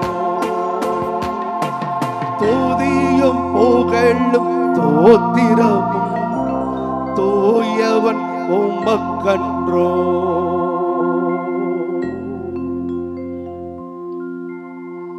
எங்களை நேசிக்கின்ற அன்பின் பரலோக தந்தையே, இந்த அருமையான வேளையில நாங்கள் ஒரே குடும்பமாக கூடி நற்கருணை நாதனுடைய பிரசன்னத்தில் எங்களை ஒப்புக் கொடுக்கிறோம் சாமி. எங்கள் வாழ்க்கையில் செய்த நன்மைகள், வரங்கள், அருள் கொடைகளுக்காக உம்மை புகழுகிறோம் ஆண்டவரே. எம்முடைய சுப்பிரமணியபுரம் பங்கு மக்களை உம்முடைய திருக்கரத்தால் அர்ச்சிக்கும்படி ஜெபிக்கிறோம் ஆண்டவரே.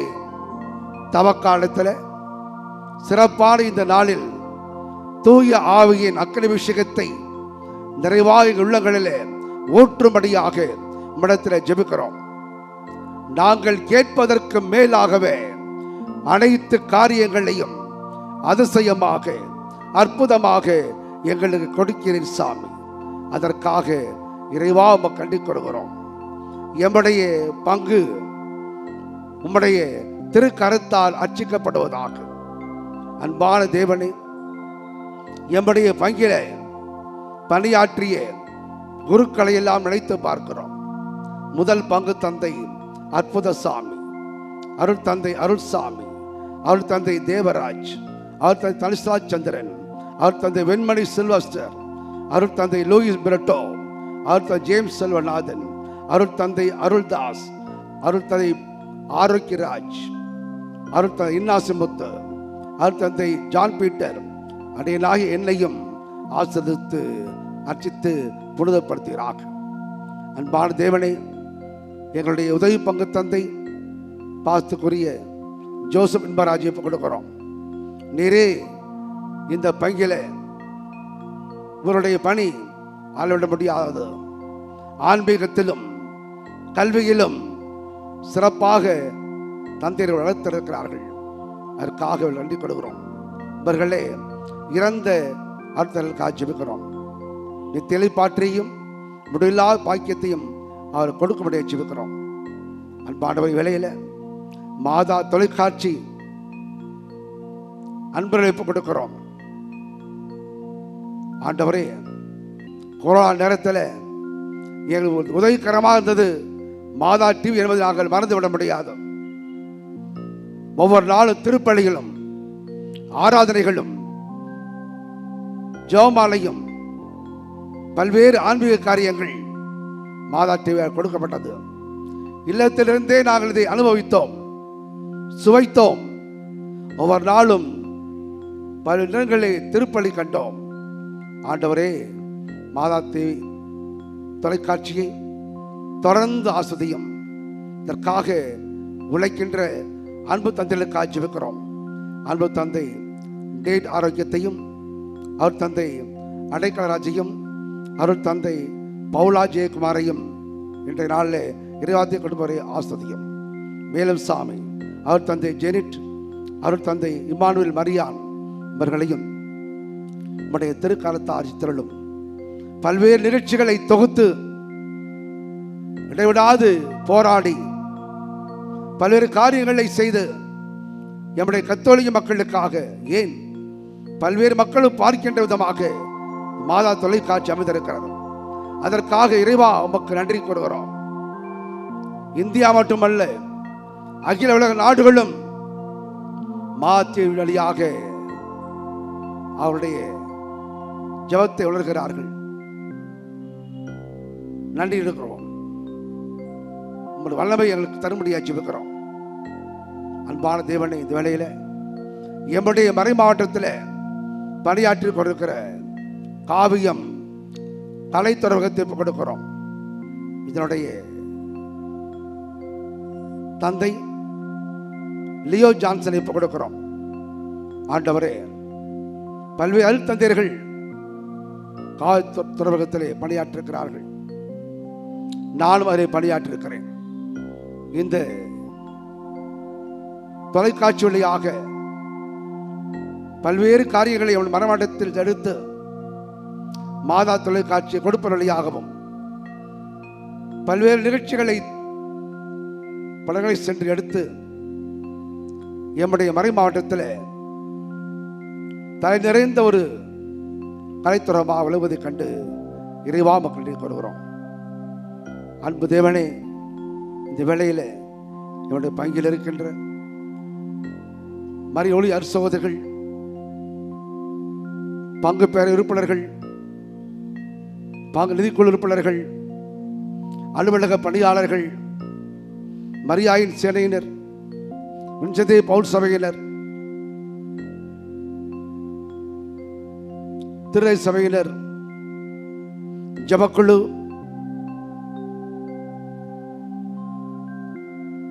கிறிஸ்துவ தொழிலாளர் இயக்கம், சேவை மையம், அன்னை வேளாங்கண்ணி பாத யாத்திரை குழு, பூண்டி மாதா பாத யாத்திரை குழு, பாடல்கள் குழு, இளையோர் இயக்கம், மாதா சபை, மேடைச்சிறுவர்கள், அன்பிய இறைமக்கள், அன்பிய பொறுப்பாளர்கள், அன்பிய குடும்பங்கள், கிளைப்பங்கு இறைமக்கள் ஓரம் திருப்பாதி கொடுக்கிறோம்.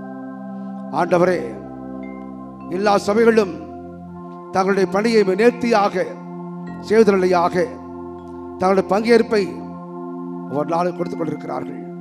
இறைவா, இவர்களுக்கெல்லாம் ஆண்டவர் அவரிதமாக ஆசிர்வதித்து அனைத்து இறைமக்களிலும் வல்லமை சிறந்தோகச் செய்து நாங்கள் பயனற்ற ஊழியர்கள் எங்களை பலப்படுத்தி ஆசிர்வதித்து இந்த தவக்காலத்தில் நாங்கள் ஒவ்வொருவரும் உமக்கு ஏற்ற கருவியாக நடமாடும் ஆலயங்களாக பிரதிபலிக்கிற மக்களாக வாழச் செய்யும் என்று எங்கள் ஆண்டவராகிய இயேசு கிறிஸ்து வழியாக ஜெபிக்கிறோம்.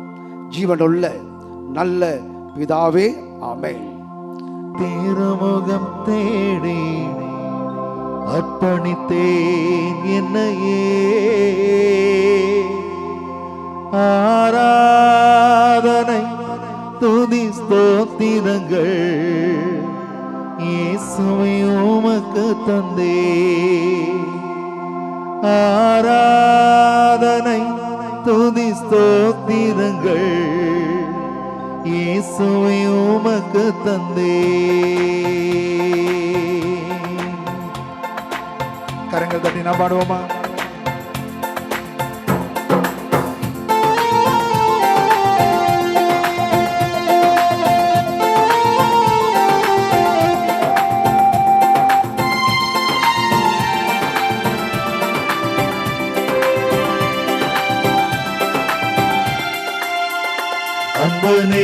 அன்பனேசரேவும் திருமுகம் தேடி அர்ப்பணித்தேன் என்னையே, ஆராதனை துதி ஸ்தோத்திரங்கள் இயேசுவை உமக்கு தந்தே, ஆராதனை துதி ஸ்தோத்திரங்கள் இயேசுவை உமக்கு தந்தே. கரங்களை செய்து ஆராதனை ஆராதனை ஆராதனை ஆராதனை ஆராதனை ஆராதனை ஆராதனை ஆராதனை அன்பரீஸ்வராஜனுக்கே, ஆவியான தேவனுக்கே, அன்பரீஸ்வராஜனுக்கே, ஆவியான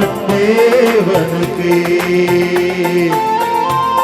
ஆண்டவரே, இதோ பல நேரங்களில் உம்மை விட்டு நான் வெகு தொலைவு போனேன். ஆண்டவரே, அந்த ஊதாரி மகனை போல உம்முடைய அருகாமையில் வாழ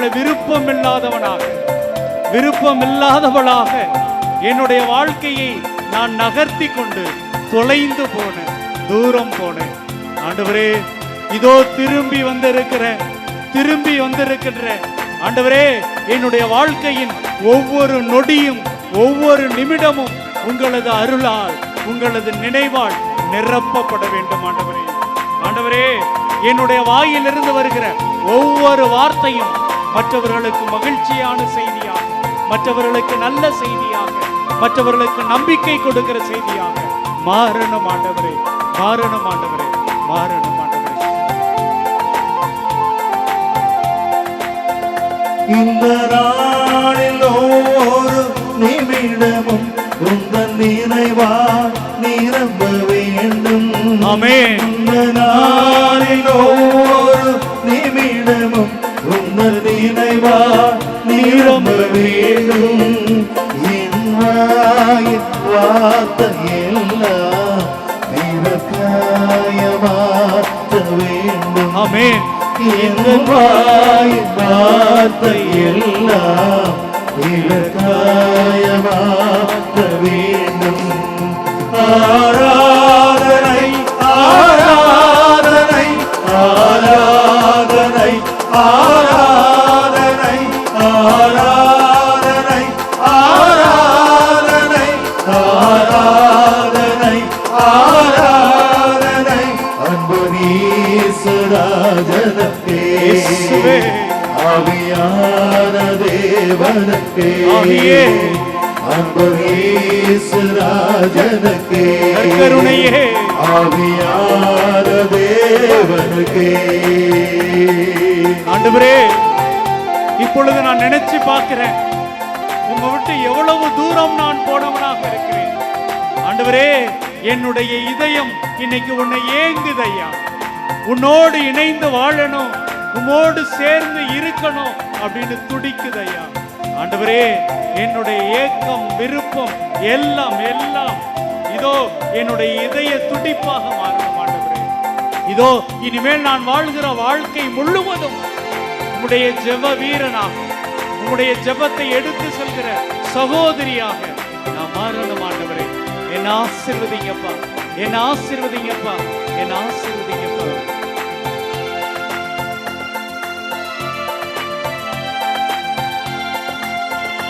உந்தன் ஏக்கம் இருப்பவெல்லாம் என் இதய துடிப்பாக மாற்றும். உந்தன் ஏக்கம் இருப்பவெல்லாம் என் இதய துடிப்பாக மாற்றும். என் ஜீவனாட்டம் எல்லாம் ஜெப வீரன் என்று எழுதும். என் ஜீவனாட்டம் எல்லாம் ஜெப வீரன் என்று எழுதும். ஆமென். ஆராதனை ஆராதனை ஆராதனை ஆராதனை ஆராதனை ஆராதனை ஆராதனை ஆராதனை அன்புநீசுராஜனுக்கே, ஆவியான தேவனுக்கே. கரங்கள் தட்டி அன்புநீசுராஜனுக்கே, ஆவியான தேவனுக்கே. அன்பு கூறுவே இன்னும் இயேசுவே. ஆராதிப்பே இன்னும் ஆண்டவரே, அன்பு கூறுவே இயேசுவே. இன்னும் கருணையே, ஆராதிப்பே இன்னும் உம்மை முழு உள்ளத்தோடு ஆராதிப்பே, முழு பலத்தோடு அன்பு கூறுவே. ஆராதனை ஆராதனை ஆராதனை ஆராதனை ஆராதனை ஆராதனை ஆராதனை ஆராதனை. கரங்கள் தட்டி நாம் பாடுவோமா? அன்பு கூறவே இயேசுவே. இன்னும் அதிகமா ஆண்டவரே, ஆராதிப்பே இன்னும் ஆர்வமா. ஆமென். அன்பு கூறவே ஆண்டவரே, இன்னும் அதிகமா இயேசுவே. ஆராதிப்பே இன்னும் ஆர்வமா. அன்பு கூறவே இயேசுவே. இயேசுவே இயேசுவே. ஆராதிப்பே இயேசுவே. அன்பு இயேசுவே இன்னும் அதிகமா ஆண்டவரே ஆராதிப்பே இன்னும் ஆகமா இயேசுவே அன்பு கூறுவே ஆண்டவரே ரட்சகரே ஆராதிப்பே ரட்சகரே அன்பு கூறுவே இன்னும் அதிகமா ஆராதிப்பே இன்னும் ஆகமா அன்பு கூறுவே இயேசுவே இயேசுவே ஆராதிப்பே ஆண்டவரே அன்பு கூறுவே இன்னும் அதிகமாக ஆராதிப்பே இன்னும் ஆர்வமா அன்பு கூறுவே ஆறுதலே ஆராதிப்பே ஆறுதலே அன்பு கூறுவே இன்னும் அதிகமாக ஆராதிப்பே இன்னும் ஆர்வமா இயேசுவே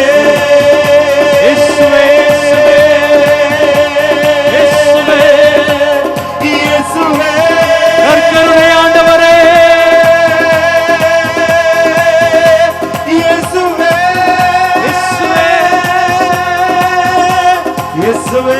இயேசுவே நன்றி ஆண்டவரே நன்றி நன்றி நன்றி எங்கள் ஒவ்வொருவரையும் ஒப்புக் கொடுக்கிறோம் ஆண்டவரே ஒப்புக் கொடுக்கிறோம் ஆண்டவரே இதோ இந்த பங்கு தந்தையை ஒப்புக் கொடுக்கிறோம் ஒப்புக் கொடுக்கிறோம் உதவி பங்கு தந்தையை ஒப்புக் கொடுக்கிறோம் ஒப்புக் கொடுக்கிறோம் ஆண்டவரே இதோ இந்த பங்கில் உள்ள ஒவ்வொரு சகோதர சகோதரிகளையும் ஒப்புக் ஒப்புக் கொடுக்கிறோம் கொடுக்கிறோம் ஆண்டவரே ஜெப குழுவினரை ஒப்புக் கொடுக்கிறோம் ஒப்புக் கொடுக்கிறோம் ஆண்டவரே இளைஞர்களை ஒப்புக் கொடுக்கிறோம் ஒப்புக் கொடுக்கிறோம் ஆண்டவரே இளம் பெண்களை ஒப்புக் கொடுக்கிறோம் ஒப்புக் கொடுக்கிறோம் ஆண்டவரே பெற்றோர்களை ஒப்புக் கொடுக்கிறோம் ஒப்புக் கொடுக்கிறோம் ஆண்டவரே குழந்தைகளை ஒப்புக் கொடுக்கிறோம் ஒப்புக் கொடுக்கிறோம் ஆண்டவரே கணவனை ஒப்புக் கொடுக்கிறோம் ஒப்புக் கொடுக்கிறோம் ஆண்டவரே மனைவியரை ஒப்புக் கொடுக்கிறோம் ஒப்புக் கொடுக்கிறோம் ஆண்டவரே பெற்றோர்களை ஒப்புக் கொடுக்கிறோம் ஒப்புக் கொடுக்கிறோம் ஆண்டவரே பள்ளிகளை ஒப்புக் கொடுக்கிறோம் ஒப்புக் கொடுக்கிறோம் ஆண்டவரே எங்களது அலுவலகங்களை ஒப்புக் கொடுக்கிறோம் ஒப்புக் கொடுக்கிறோம் ஆண்டவரே எங்களது பணிகளை அர்ப்பணிக்கிறோம் ஒப்புக் கொடுக்கிறோம் ஆண்டவரே இயேசுவே நன்றி நன்றி ஆண்டவரே ஆண்டவரே வல்லமையானவரே நன்றி நன்றி ஆண்டவரே உதவி செய்பவரே நன்றி நன்றி ஆண்டவரே அருகாமையில் இருப்பவரே நன்றி நன்றி ஆண்டவரே அதிசயம் செய்பவரே நன்றி நன்றி ஆண்டவரே அற்புதம் செய்பவரே நன்றி நன்றி ஆண்டவரே எங்களை உயர்த்தி பிடிப்பவரே நன்றி நன்றி ஆண்டவரே எங்களை வழி நடத்துபவரே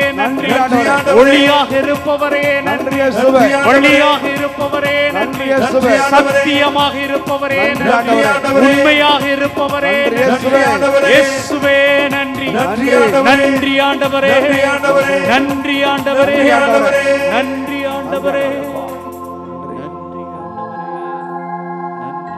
உம்மை விட்ட யாரும் இல்லை ஏசையா உம்மை விட யாரும் இல்லை ஏசையா இயேசுவே உம்மை விட்ட யாரும் இல்லை ஏசையா இயேசுவே யாருமே இல்லப்பா உம்மை விட யாரும் இல்லை ஏசையா இயேசுவே இயேசுவே நீங்க போதும் எனக்கு நீங்க போதும் எனக்கு இயேசுவே நீங்க போதும்பா நீங்க போதும் நீங்க போதும் நீங்க போதும் எனக்கு இயேசுவே நீங்க போதும் எனக்கு இயேசுவே நீங்க போதும் எனக்கு ஆண்டவரே நீங்க போதும் நீங்க போதும் நீங்க போதும் எனக்கு உம்மை விட்ட யாரும் இல்லை ஏசையா உம்மை விட யாரும் இல்லை ஏசையா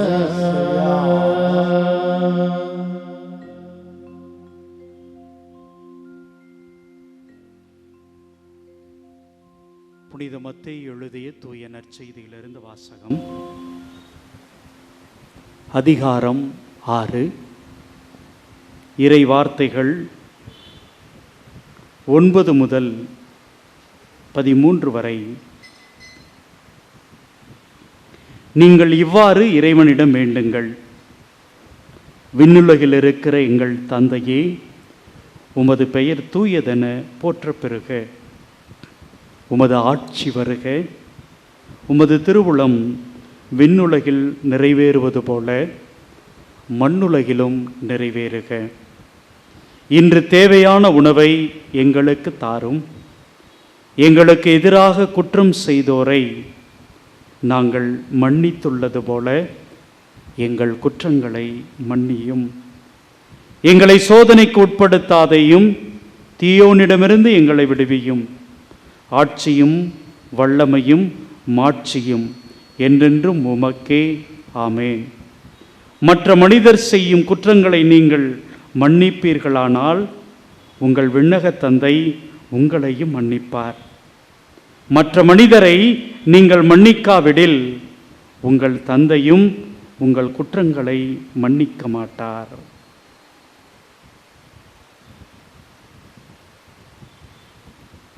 ஆண்டவரின் அருள்வாக்கு. கிறிஸ்துவே உமக்கு புகழ். அமர்வோம்.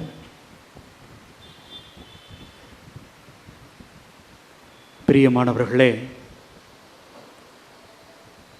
லூக்கா நற்செய்தி 15வது அதிகாரம் காணாமல் போனதை பற்றி எல்லாம் சொல்லிக்கொண்டே வரும். இறுதியாக இயேசு ஒரு அற்புதமான ஓமை சொல்வார். ஊதாரி மகன் ஓமை.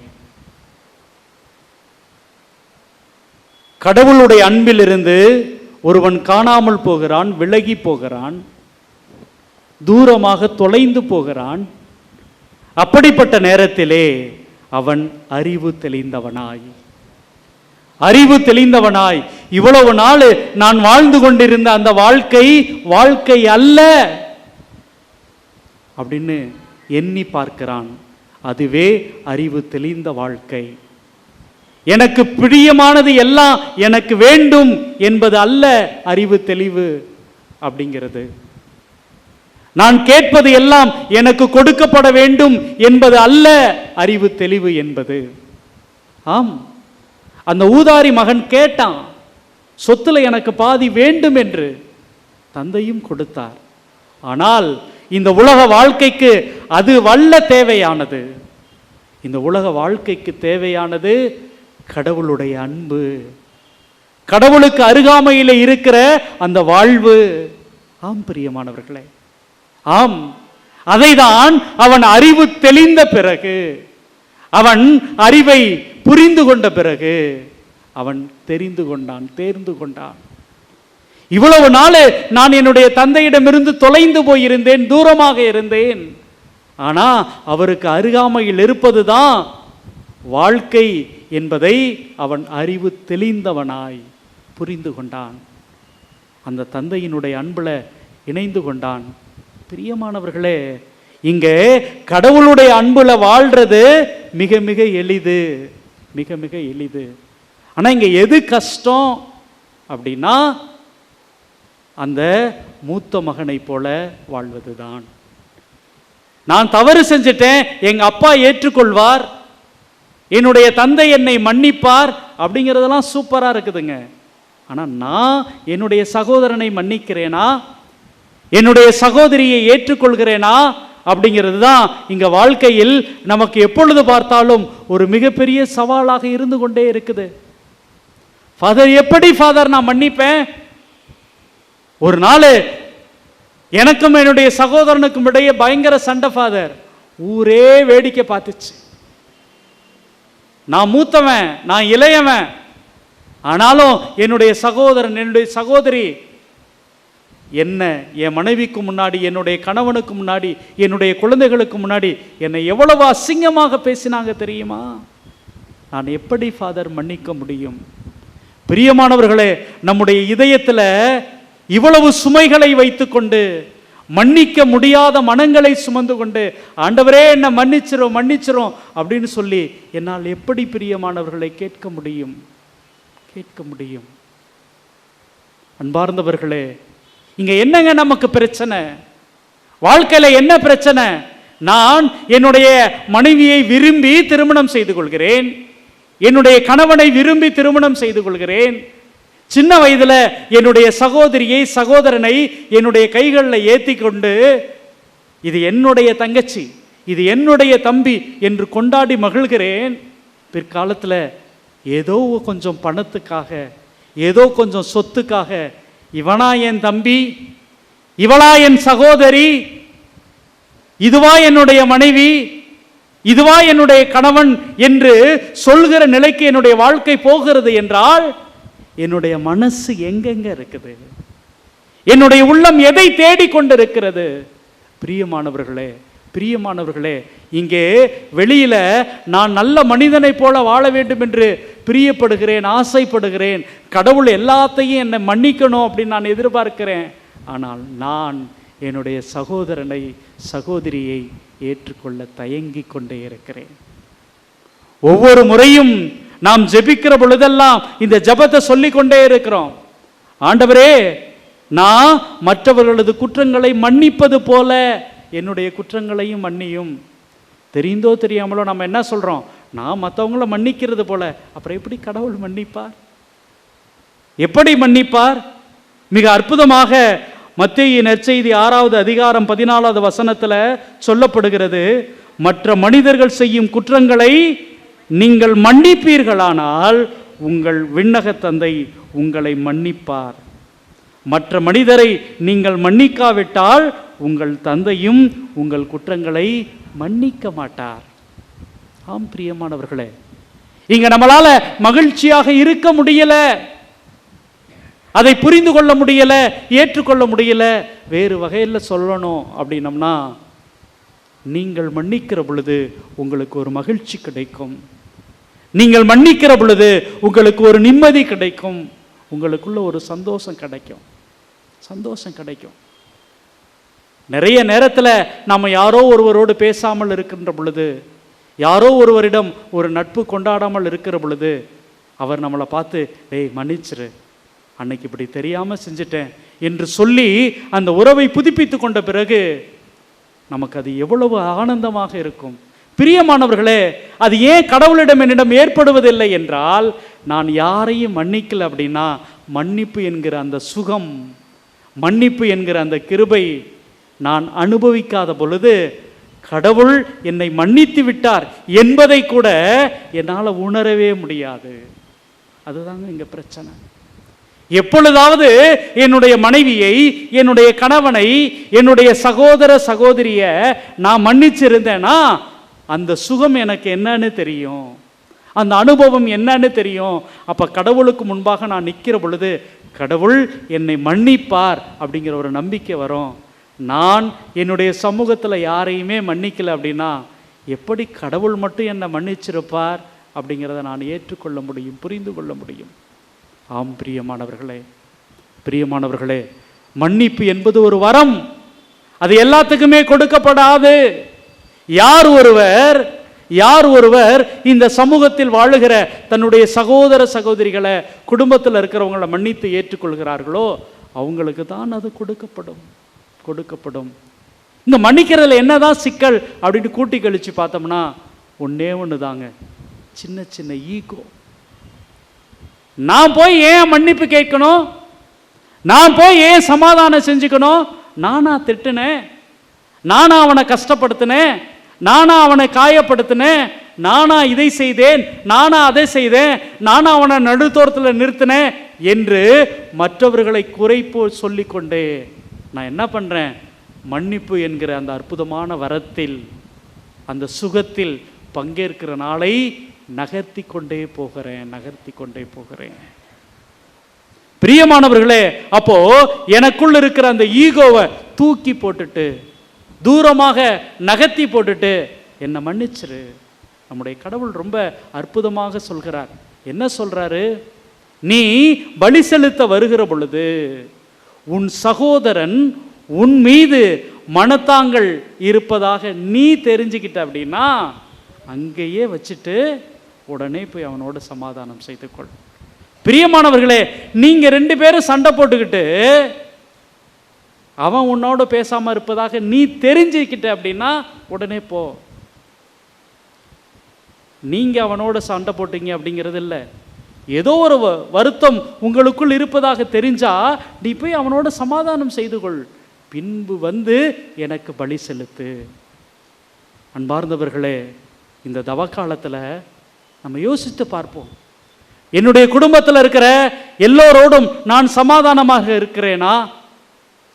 என்னுடைய குடும்பத்தில் இருக்கிறவர்களோடு நான் உண்மையில் என்னால் மகிழ்ச்சியாக உட்காந்து சாப்பிட முடியுதா? ஏதோ கடமைக்கு கணவன் மனைவியாக வாழ்கிற மக்கள், குடும்பங்கள் நிறைய இருக்குதுங்க. கடமைக்கு பெயரளவில் இங்கே ஆலயங்களுக்கு வந்துட்டு பிள்ளைகளோடு பேசாத பெற்றோர்கள் இருக்கிறார்கள். பிரியமானவர்களே, இது வல்ல கிறிஸ்தவம், இது வல்ல கிறிஸ்தவம்.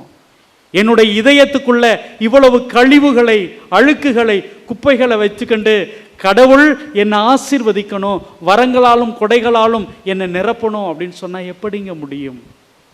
நம்முடைய இதயத்தில் இருக்கிற அழுக்குகளெல்லாம் தூக்கி போடுவோம். ஆண்டவரே, மன்னிக்கிற அந்த வரம் எனக்கு இன்னைக்கு கொடுக்கப்படணும் அப்படின்னு சொல்லி மீண்டும் மீண்டும் இந்த நற்கருணை ஆண்டவரிடம் வரம் கேட்போம், சுகம் கேட்போம், நலம் கேட்போம். அந்த கடவுள் நம் ஒவ்வொருவரையும் நிறைவாக ஆசீர்வதிக்கணும். அப்படி ஆசீர்வதிக்கணும் அப்படின்னா நான் என்னுடைய குடும்பத்தில் இருக்கிறவர்களை, சமூகத்தில் இருக்கிறவர்களை, பங்கில் இருக்கிறவர்களை மன்னிக்கணும் அப்படிங்கிற ஒரு எண்ணத்தோடு கூட எழுந்து நின்று இந்த பாடலிலே பங்கேற்று நம்மை முழுமையாக ஆண்டவரிடம் ஒப்பு கொடுத்து மன்னிக்கிற அந்த வரத்தை, அந்த சுகத்தை, அந்த நலத்தை ஆண்டவரிடம் கேட்டு மன்றாடுவோம்.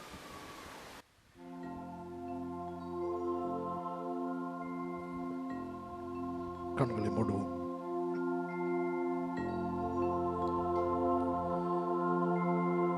நல்ல இதயம் ஒன்று தான் என் இயேசுவே எனக்கு தான், அதில் அன்பை நிறைத்து தான் அனைவருக்கும் நான் அளிக்கத்தான். நல்ல இதயம் ஒன்று தான் என் இயேசுவே எனக்கு தான்.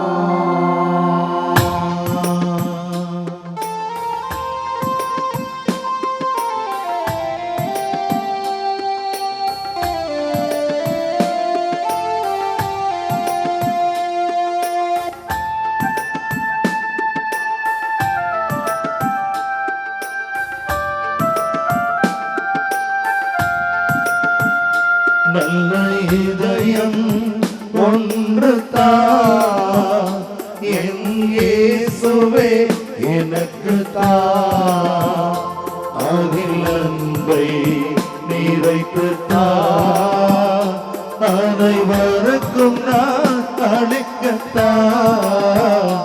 நல்ல இதயம் ஒன்று தான் என் இயேசுவே எனக்கு தான், அதில் அன்பை நிறைத்து தான் அனைவருக்கும் நான் அளிக்கத்தான்.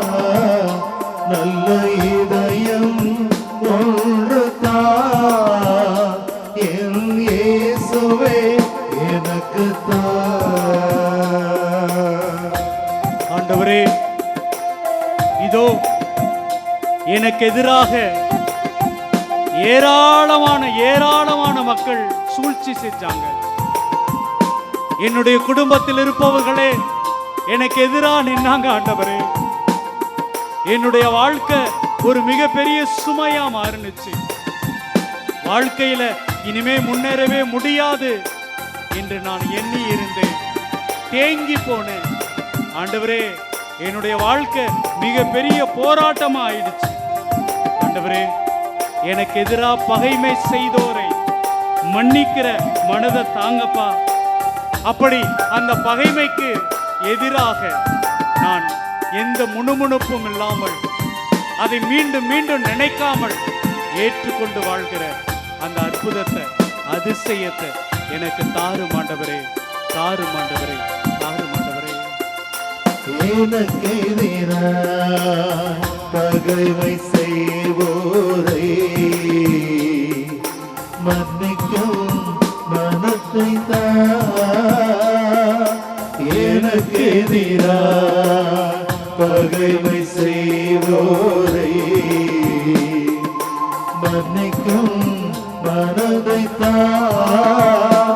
அந்த பகைமை திரும்ப நினையாமல் நடக்கும் மனதை தான்.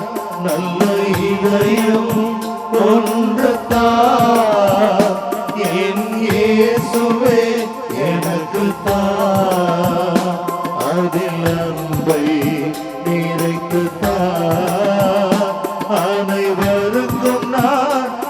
அழைக்கத்தான் நல்ல இதயம் ஒன்றுதான் என் இயேசுவே எனக்குத்தான். இயேசுவே, உன்னால் ஏராளமான நன்மைகளை நான் அடைந்திருக்கிறேன். ஒவ்வொரு நாளும் நான் இயங்குவதும் இருப்பதும் உன்னாலதான். ஆனா இந்த கடவுள் எனக்கு என்னத்தை செஞ்சிட்டாரு அப்படின்னு எத்தனையோ முறை நான் அழுது இருக்கிறேன், புலம்பி இருக்கிறேன். ஆண்டவரே, உன்னை மறந்தவனா, உம்மை வெறுத்தவனா, உம்மை கடந்து போனவள்னா, இதோ உன்னால நான் பெற்றுக்கொண்ட, உமால நான் அனுபவித்த நன்மைகள் எதையும் மறக்காத, மறந்து போகாத அந்த உள்ளத்தை எனக்கு தாருமையா. ஆண்டவரே, நான் ஒவ்வொரு நாளும் உங்களை நினைத்து வாழும், உங்களது அன்புல வாழும் அந்த வரத்தை எனக்கு தாரும் ஆண்டவரே. இதயத்தை தாரும் ஆண்டவரே. தாங்கும் தாரும். உன்னலடைந்த நன்மை மறவாத உள்ளம் ஒன்றுதான். உன்னலடைந்த நன்மை மறவாத மறக்கும் உள்ளம்தான் என்னாலும் உந்தன் நினைவாய் வாழும் மறக்கும் மனத்தை தான் நல்ல இதயம் ஒன்றுதான் என் இயேசுவே எனக்குத்தான். அதில் அன்பை நிறைத்துத்தான் அனைவருக்கும் நான் அளிக்கத்தான் நல்ல இதயம் ஒன்றுதான் என் இயேசுவே எனக்குத்தான். அதில் அன்பை நிறைத்துத்தான் அனைவருக்கும் நான் அளிக்கத்தான்.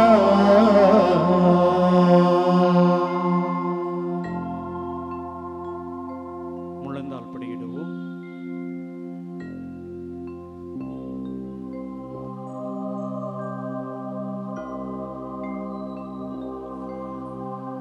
மாண்புயரே வருளடையாளத்தை தாழ்ந்து பணிந்து ஆராதிப்போயோ பழைய நியம முறைகள் அனைத்தும் இனி மறைந்த முடிவு பெருக புதிய நியம முறைகள் வருக புலன்களாலே மனித நிதனை அறிய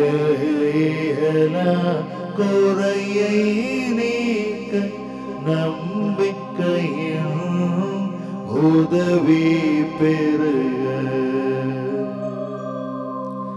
தந்தை அவர்க்கும் மகனிவர்க்கும் புகழ்ச்சியோடு வெற்றியாற்றும் மீட்பின் பெருமை மாட்சிமையோடு வலிமை வாழ்த்து யாவுமாக இருவரிடமா வருகின்றவரா தூய ஆவியானவர்க்கும் அளவில்லாத சம புகழ்ச்சி என்றுமே உண்டாகுக.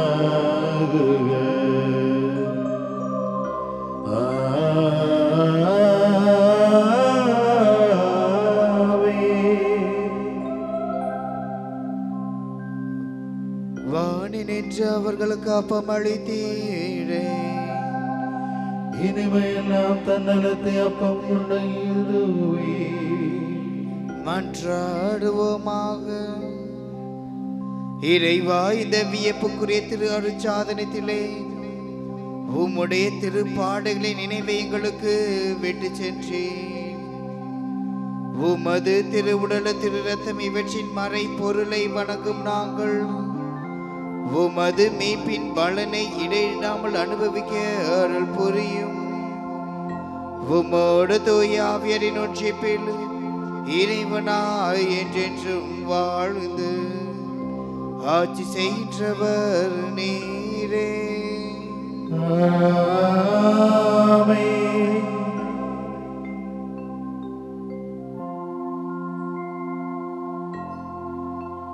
இரு கரங்கள் உயர்த்தி நாம் ஆண்டவருடைய ஆசீர்வாதம் பெறுவோம்.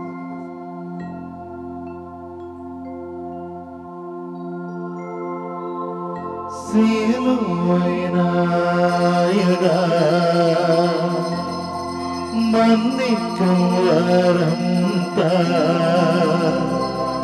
இறங்கும் நாயகா, நான் இறங்கிட வரம் தா, இறங்கும் நாயகா, நான் இறங்கிட வரம் தா. வெறுப்பும் கோபமும் அதட்டும் நேரம் உணர்வில் ஏற்படும் மாற்றங்கள் நோயினத்தாக்கும் முன்னே மன்னிக்கும் வரம் தா. நோயினத்தாக்கும் முன்னே மன்னிக்கும் வரம் தா. சிலுவை நாயகா, மன்னிக்கும் வரம் தா, இறங்கும் நாயகா, நான் இறங்கிட வரம் தா. அருள் திரு தேவதேவன் போற்றி, அவர் தம் திரு நாமம் போற்றி, அவர் மகன் இயேசு கிறிஸ்து போற்றி, அவர் தம் திரு அன்பே போற்றி, அருள் திரு தூய ஆவி போற்றி, அவர் தம் திரு ஞானம் போற்றி, அருள் திரு அன்னை மரியாள் போற்றி, அவர் தம் திரு தூய்மை போற்றி, அருள் திரு சூசை முனியும் போற்றி, அவர் தம் திரு வாய்மை போற்றி, அருள் திரு தூதர் அமரர் போற்றி, அவர் தம் திரு சேவை போற்றி, அருள் திரு